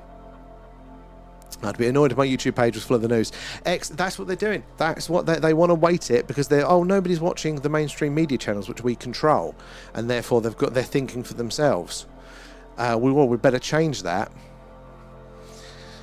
Ridiculous there. Watching from Colorado. Is that GF? I can't see, my eyes are playing. I think it's GFK. Welcome in there, good to have you in. I don't think we've had anybody from Colorado in there as well. Absolutely stunning landscapes. Have you ever seen anything strange in the skies of Colorado? I'd love to hear about that one. Welcome aboard. So guys, we're currently live from Wiltshire, the heart of crop circle country, and just down the road from Stone Henge. Guys, check out warminsterthing.com. We're putting the website together, and again, that is based on all of the events that happened here back in the 60s and 70s. Hopefully doing a bit of promoting on it there. Got a lot more individual cases to add to it, but do check it out and you'll see why this place is so weird there. Just had more teasers. The only thing with this heat is chocolate isn't the same. Obviously it melts a bit, but it's just not as satisfying in the heat for me. It's constant ice cream that I am polishing off there. And Eric there from Mississippi, I love a bit of that. Again, anything weird over your way over the years that you've seen? Stuff from that was a nice shooting star there, just coming across there. Awesome to see. We tell we're getting to the season now, and it's only getting better. Last year, towards the end of July and August, phenomenal for sightings for clear skies, guys. So we're in right time to get all of these awesome things. Awesome sightings there. And drink fourth and fruit twist, 0 sugar. I can't do the 0 sugar. I should do the 0 sugar stuff, but there's always they just ain't the same, the 0 sugar. Have you caught anything on the voice channels when you stream? Ooh. You know what? No. We've still got the SETI going in the background, so if you hear that, guys, that is... I'll turn the music down. That is, if you've not seen, that's one of our alien radio signal hunt streams. We actually leave the thing going the whole time, listening for alien radio signals. And what we're listening on is the hydrogen line at the minute. And that sound... There's no alien signals coming through, but that is the sound of that frequency, and it is the early universe just after the Big Bang that we're hearing there, still being sent, which is pretty cool to see. or to hear, I should say. But that's what we do when it's too cloudy to get the camera out. We do the alien radio signal hunt, like the film Contact. I've not seen the UFOs in Colorado there. Well, anything weird, we're also into the spooky stuff as well. But keep up, you'll hang around, you'll see some strange things here. And if not, just some awesome stuff like the old shooting stars there. I mean, you don't need the aliens. Space is just phenomenal anyway there. Number 4 tonight, Living Light. I'm glad you're keeping count. I need to have a little counter on screen that pops up, I think. And where are we? Over there. And I may be going to Utah and Roswell, though. Not sure if to go this year or next. Do it as soon as you can, X. Do it and you can be our reporter on the ground. That'd be phenomenal. Yeah, you got Skinwalker Ranch, Utah. It's going to be a great one to do, isn't it? And is that Leon there? How do you film? So what we've got is it's just a camera, like a Sony A7, so like a digital camera out there, and a long HDMI lead running in through my window. We've got a little motor here where we can move the camera around. Let's move it around a little bit here. Hold your hats. Where we can point it around and we can see what's going on in the night sky. It's quite simple. And every night we have some zoomed in photos. Ooh, I'd like to see those, Eric. That is phenomenal. Because I did not realise how active the skies were. And we've actually been going through the last, I think since the heat wave, surprisingly, we have actually had a bit of a... We're not having as many anomalous sightings. We still are having some, but we're not having as many, and they're not as anomalous as they have been previously. So that's why I'm very excited to get... Oh, fuck off TikTok. Gifts are suspended. Go to hell. Yeah, the anomalous, not as many anomalous sightings as we normally do, but now it's getting clearer and like this. I think we're going to have many more. But yeah, I'd love to. The skies are far more alive than you would have, than I would have known. When we first got this camera out and got the lens sorted, got it all the settings right, and to see how much was moving around up there blew my mind. So if you take any good ones, Eric, tag us in it, and I'll remember to check them out there. Cuppy Cubs. No. Oh, maybe for those ones. And how do you film the stars like this? So it's basically, it's all the trick is the lens. It's getting the right lens to let in enough light so you can see all of the faint stars there. I do like my cans of America V. I like my full sugar, full chemicals American drinks. I had one today. It was a dirty Mountain Dew. And it's like a cream soda flavoured Mountain Dew. And you know when it's just too sweet? It's a bit sickly. Like the first few, I was like, But then I was like, oh no, it's too much for me. I didn't even finish it first time. And falling asleep and was about tipsy in the blue of WKT. Like, that takes me back a while. That was hungry, but didn't know what to do. And I've had Staffies all my life. So yeah, it's all about the lens there, Leon. It's chocolate time. And when's the next Moonstream? X, it was the... Oh, I left it on that one. Oh well, doesn't matter. You don't need to see me, but thank you for the heads up. It's normally better actually if I leave that one on.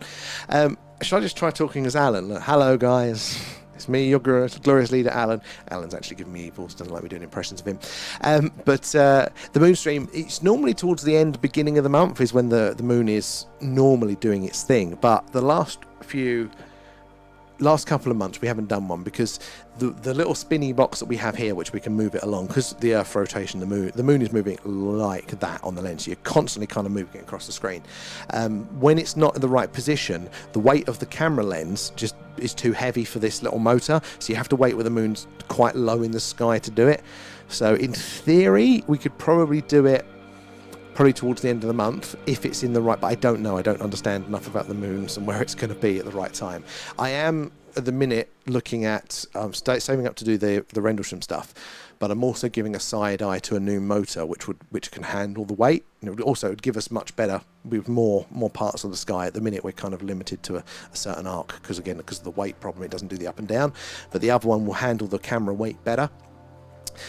So I am eyeing up that should be our next normal update for that, because we haven't done Moonstream in a while there, but we have seen some strange things. So with the moon we're looking for what's called TLP, which is translunar phenomena, things that astronomers have seen throughout the years, but they can't explain. A faint one there and there. Good use of the grid, guys. But yeah, they can't explain. We saw what appeared to be a glowing crater once, and why GIF suspended? I don't know. TikTok always with its AI filtering, it thinks we're doing something or other. No idea. But Sodom. And what was the red? Oh, the red one. So was it these red ones? So this one, and this one. Because those ones they're dead pixels in the camera. But the rest of the stuff is just things reflecting that light back. So that's a nice orange one. Occasionally we do get those really deep orange ones flying through the sky, which are quite interesting because ionized plasma is a deep red and orange, which is exactly what part of the phenomena is observed. So they're very interesting to us. In fact, one of our best sightings, it is pinned on our main TikTok page, was this big bright orange ball just flying down the side of the screen, and it was too slow to be a shooting star, no tail to it, but too fast to be a satellite and far too large and red. So we don't know what that one was. Adam there coming in with the shares, thank you for that one.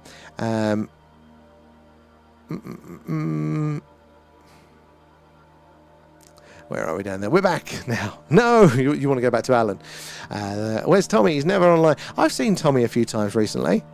The moon moves so fast. Yeah, well, it's literally, when it's on the screen, it's that sort of speed. It's the Earth, but you know, it looks like the moon. Yeah, so we've got to be keeping up with it with the motor. So it's a bit of a pain in the arse to do that.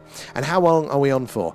Honestly, we're normally off at 1, so I'm already 40 minutes over. But it's so clear tonight. I want to stay on. So I don't know. Maybe a little bit longer. We'll see how we get on there. When you're covering the new dump of UFO, we did it on Friday. We did it yesterday. We did our emergency deep dive. So whenever the US release their files, guys, or every other 2 weeks, we do our deep dives for our members and patrons. A little thank you there. So it's a live stream. We go through all of the documents, leaked documents, whistleblower accounts, all that sort of stuff, all the files in the US there in real time. You guys hear what you think about it. And we normally... Yeah, it's normally every 2 weeks, but if there's a files drop, we'll put another one in. But yeah, we also go through all of the stuff that you've heard about before, like the Nathan Twining memo, what was the oh my god, I'm losing my mind now. But all of the stuff that you hear referenced all of the damn time in the phenomena when you're hearing the podcast. We actually go through, read them all, and it's really interesting to actually see what is in all of these documents there, all of the summaries from the US government, the various reports been done over the years. If you want to join us for those, Patreon and... there's a link for the Patreon, gives you a month free.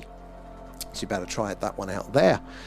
But yeah, so that recording should be up. Actually, I might not have made it available on Patreon. I'll have to have a look, actually, because I think I probably forgot to do that. Eating your cuppy cups and in bed at 2. I think I should probably come off soon and realise the time. The sky is so beautiful today. It is. I'm struggling to let go of it, but it is still looking... Let's double check, make sure the weather hasn't changed.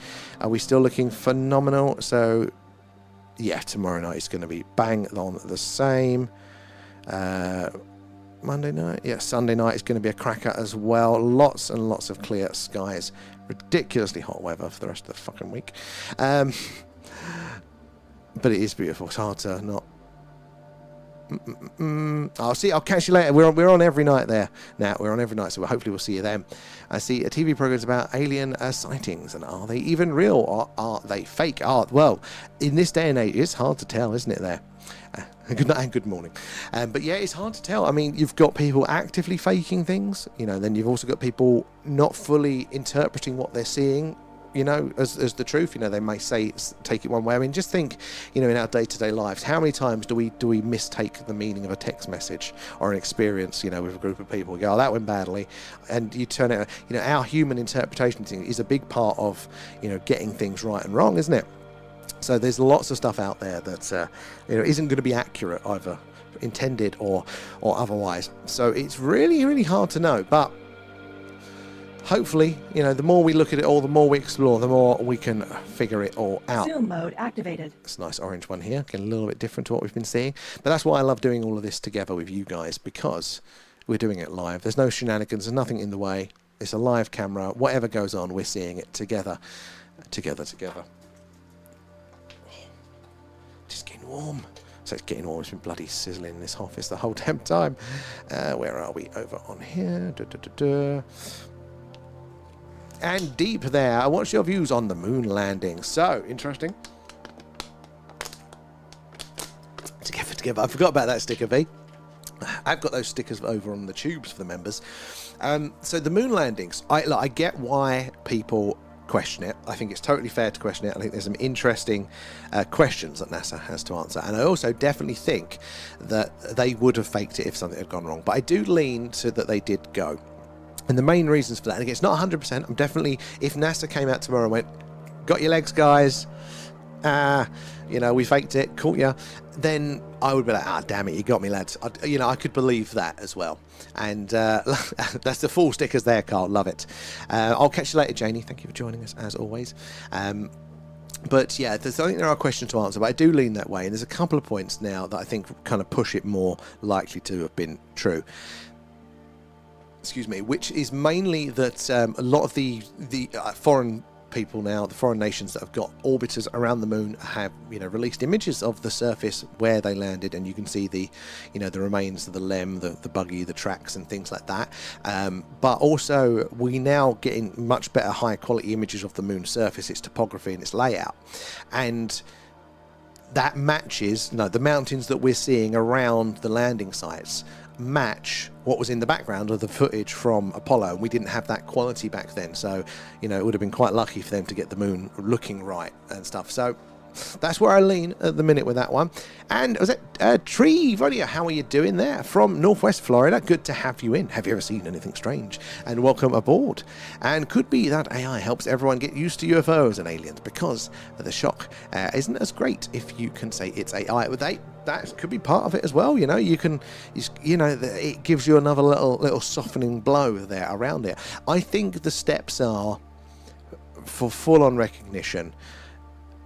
Because the problem is, it's not just showing people the evidence. You can show people, and you've done this, you've probably with friends and gone, but look at this story, I've seen this account, I've seen this image online, and you show somebody, and they'll go, you see the blank face. Like, they need to have the knowledge structure, the belief structure of how the world or the universe works, or how reality is, for them to hang that new information on. So I think what we really need to happen is we need NASA to pull their finger out and admit that they discovered active microbial life on the Martian surface back in the 70s. So first box ticked, there is life that isn't on planet Earth. It's simple life, guys. It's not scary, it's not complex, it's just bacteria, and it's all the way over on Mars, so it's totally safe. That eases people in. Right, now we know life's possible. Then the next step is those distant exoplanets, the planets that are in orbit around all these other stars that we're seeing now, to confirm the biosignature detected in the atmospheres of one of those stars. So we're getting lots of candidates coming through now. K218b is one there that's floated, as they think they've detected a certain gas in the atmosphere of that planet that, as far as we know, is only produced by life. So they think it's like a big ocean well, and it's basically got algae. Lots and lots and lots and lots of algae is what they can deduce in there. Now, it's not 100% guaranteed because of the limitations of our technology. Look how purple Vega is now. Good use of the grid, though, guys. And caught that one. That's quite faint. Whoever's on that tonight gets 10 points because you're really good, even with the faint ones. 26 light years from us here on Earth. But basically, they need to get the better equipment to confirm those observations. But I think, confirming life off of the Earth, life on those distant planets out, and then you can kind of, it's not too many steps to go, intelligent life.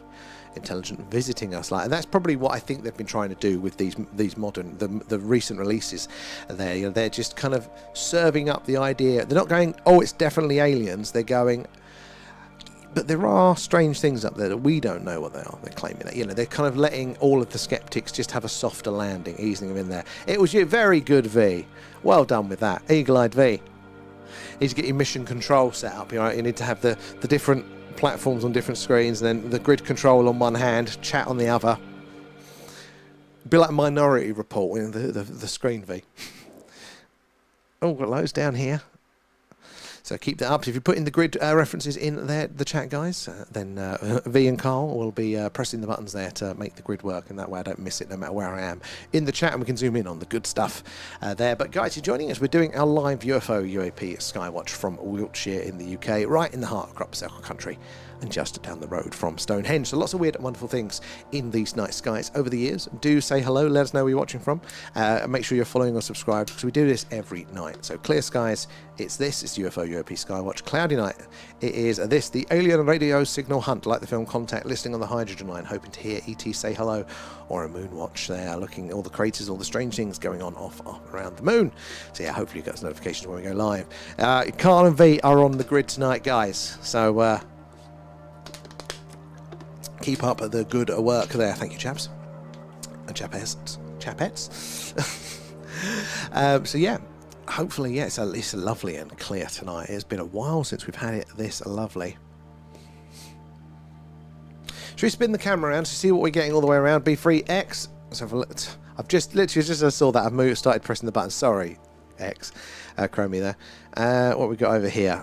Still a little bit of movement, but nothing much. We bounce ourselves back around to the other side to see what's going on past Vega. Oh god, that yawn caught me, guys. The yawn caught me. What we got going on around here? Well, as it's moving on, maybe well, we know it will be. Andromeda will be coming out of that bright patch. We might get a better look of Andromeda.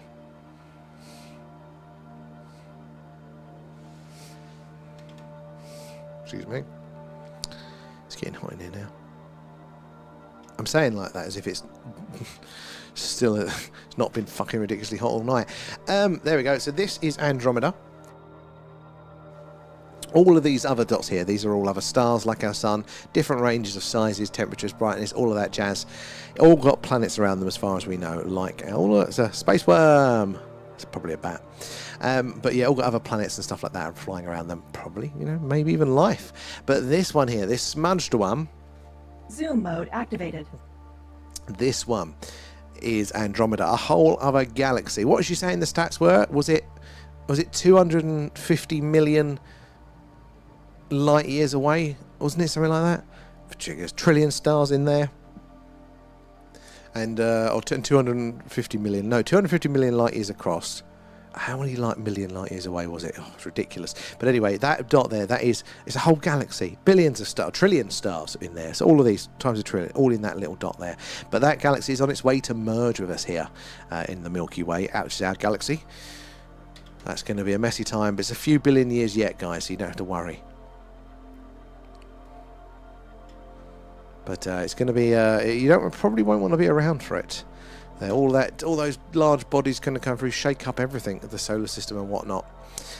And in fact, our galaxy has merged a couple of times with other galaxies there, and they think it was, I think the Sagittarius and galaxy that merged with us, you know, billions of years ago. It was possibly what caused our formation of our star, because we've got a really weird star, our star.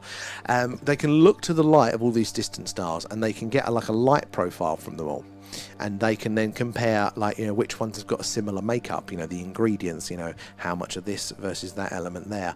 They can guess their ages and kind of go, oh, your siblings, that star was probably formed in the same nebula that star was as well. And so they've found that actually, quite uncommonly, our star has over 6,000 siblings. That's actually quite rare. Normally it's, you know, double digits. It's not that many that stars are formed at once. Over 6,000, which, yeah, is very, very strange indeed. So, where are we? Sorry, guys. So yeah, that is very strange. But also, our star is more of a complex star. It's the elements that are in it are basically, they have to be made by other stars dying and going supernova, and then they make all those heavier metals, and then those metals are shot out in the supernova, they collect together, form a nebula, form more stars. So it takes a few generations to get like the recipe of more complex stars, and our star is one of those, which is fine, except for the older stars are in the middle of the galaxy, because that's the oldest bit that goes out. But we're not. We're on the outer rings. We're in the suburbs of the Milky Way. So we're the wrong sort of star for the wrong sort of bit, but also with a larger number of siblings, which is really, really rare, as far as we understand it. And so I think what's happened was that essentially during that collision of our galaxies at that point, it just entered a lot more material in at one point, and also in the chaos ejected those new stars that were forming to the outer rings, which is possibly why, you know, we have life. If we are to go down life being rare for some reason, what could that feel to be? Well, the inner galaxy where the complex stars are, and okay, our star, complex star, we know it can host life, and maybe it's this particular type of star that is perfect. The light frequencies for photosynthesis, the fact that it's stable, maybe that's an argument.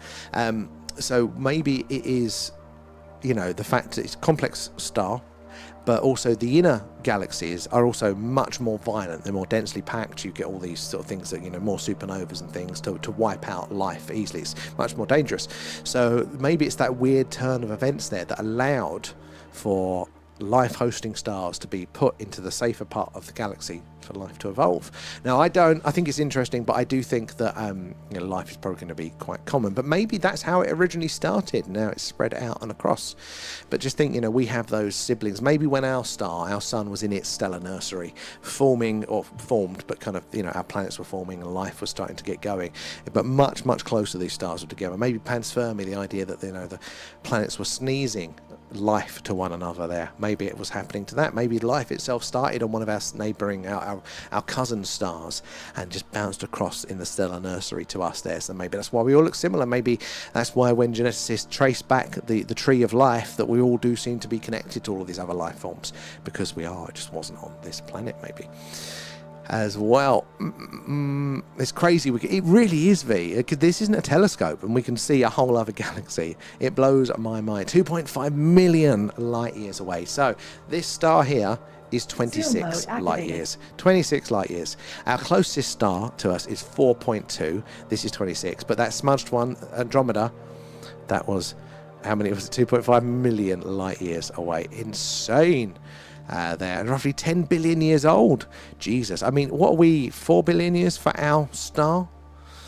So how old's the Milky Way over that? Isn't it 14 billion years for the universe overall there? And when do you do Movie Club alive at Rendlesham? You know what, we've not signed that one up just yet. I'm still struggling to get there. We want to get there though. What was the moving little ones there? You know what, I don't know actually. Look, we've got a lot of these coming around here. A lot of the little ones tonight, but they're not doing anything strange yet, so we can't say they're anything there. We are on late, more or less. It's a weekend, so, but B, it's such a clear night. I'm struggling to come away. I should go to bed, and I will very soon, but I'm struggling. I keep telling myself I'm going to do an all-nighter with this, like the old days. I'm going to stay up late, and there. I'm going to stay up late. Blue Texan UFOs equals birds or drones there. So the problem is, I think some of them will be. Some of them will be. There's always going to be the misinterpretation from humans. We're only as good as our experience, and if we're not familiar with how certain, things are, planes, drones, birds are in certain situations, if we've not seen them in every different version of daylight, for example, then we have the possibility of mistaking them.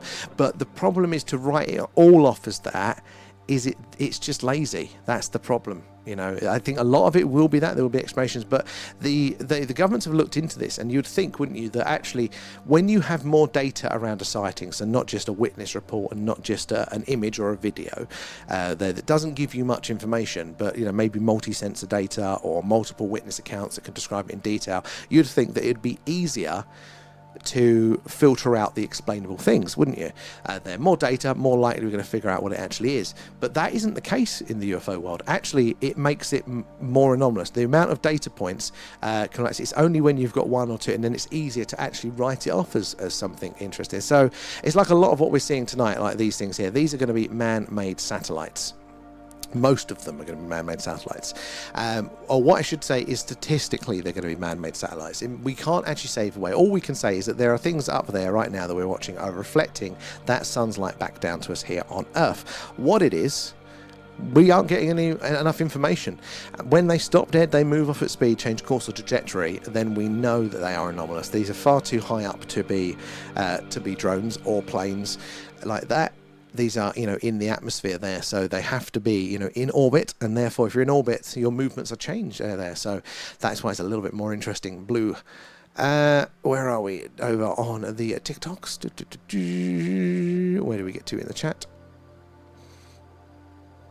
I can't believe it. It is very, very clear. And Craig there. And hi, did you know there's 16,000 satellites flying around up there? 100%. I thought it was 15,000, but they're always putting them up. So it's 16,000 now. And isn't it, 10,000 or would be more now, a Starlink alone? It's crazy, isn't it? It is insane how much there is up there. Like the first time I said, got the camera working, got the lens, all set, so you can actually see this, I was blown away. I did not realise there was so much going on up there. A hell of a lot of them up there. Where are you joining us from tonight there, Craig? And I love how the sky looks with all the stars. It is stunning. I mean, I can spend all night staring at all this. There, A3X, good, spotting a bit blind there, but got it on the grid there. Oh, that was a flasher just coming off the screen there. Good spotting. That was a bright one there. The Milky Way is 13.6 billion years old. Oh, it's the Milky Way. That's insane at these ages. I mean, and what we've been around, or the current is 350,000 years. Is ridiculous. Ridiculous, isn't it? Just a blip in a geologic timescale there, and the galactic timescale there. The universe is 13.8. Oh, were we that early on? That's surprising, actually. And James Webb keep pushing it back there. Oh, the handycam there. Oh, Sam just needs a spare battery for it. The handycam. What's that for? Devon, excellent. Oh, your skies are actually pretty good. I hate to admit, I've got some friends in Devon, and I was having a bit of a sky off going, we're in Wiltshire going, our skies are lovely and clear skies here. But I went round to theirs for a party a couple of months back, and just at night looking out going, oh my God, these skies were just absolutely amazingly clear there. So it's, lots of things out there. I'll catch you later, Amanda. We're going to be off in literally a minute's time anyway. But the skies are buzzing. And I think as scientists and archaeologists need to admit that they are wrong. And now they won't know. They won't. That's because they're human. They've got egos. They just need to say that we don't believe it, and I'd be fine then. That's the thing, because science can't tell you what there isn't, because you can't test that. It's against science. So they're kind of always on the back foot for that. But that doesn't mean we get to use it as a big catch-all, the gaps of the gods arguments and things like that.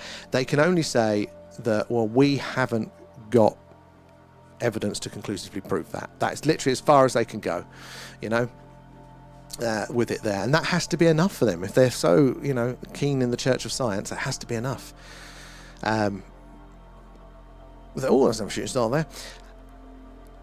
There's lots of anomalous things out there. The chances that we have got an understanding of reality, anything above 1%, when that's generous, then that'd be good for us. But I don't think we do. We're limited. Our sensors. We're not built with sensors to sense all of reality. We've not needed them. So that's the chances that our brain can even fully comprehend it. It's always going to be a subversion of it. Right, we're at 2 o'clock now, chaps. Thank you, everybody, for joining us tonight. Appreciate you all there. Well, that's a little flash going off there. It's been a wonderfully, wonderfully clear here tonight. Make sure you're following, subscribed, whatever it is, wherever you are. And you can join us tomorrow night. We will be on again, looking out for the strange and anomalous in the night skies here, right from the heart of Crop Circle Country. But thank you for hanging out. Thank you for your awesome questions, your input there, all of your opinions and your stories there as well. I do appreciate you all there. Gifters, subbers as well. Extra love there, helping us improve the stream. I do appreciate that, and guys just tapping away, sharing, hanging out, watching quietly. Again, extra love for you guys too there. Mods as well, pressing the grid buttons. Thank you so much for that. We will catch you all tomorrow. I say tomorrow night, technically tonight now, won't we there? Catch you all later, guys. Bye bye.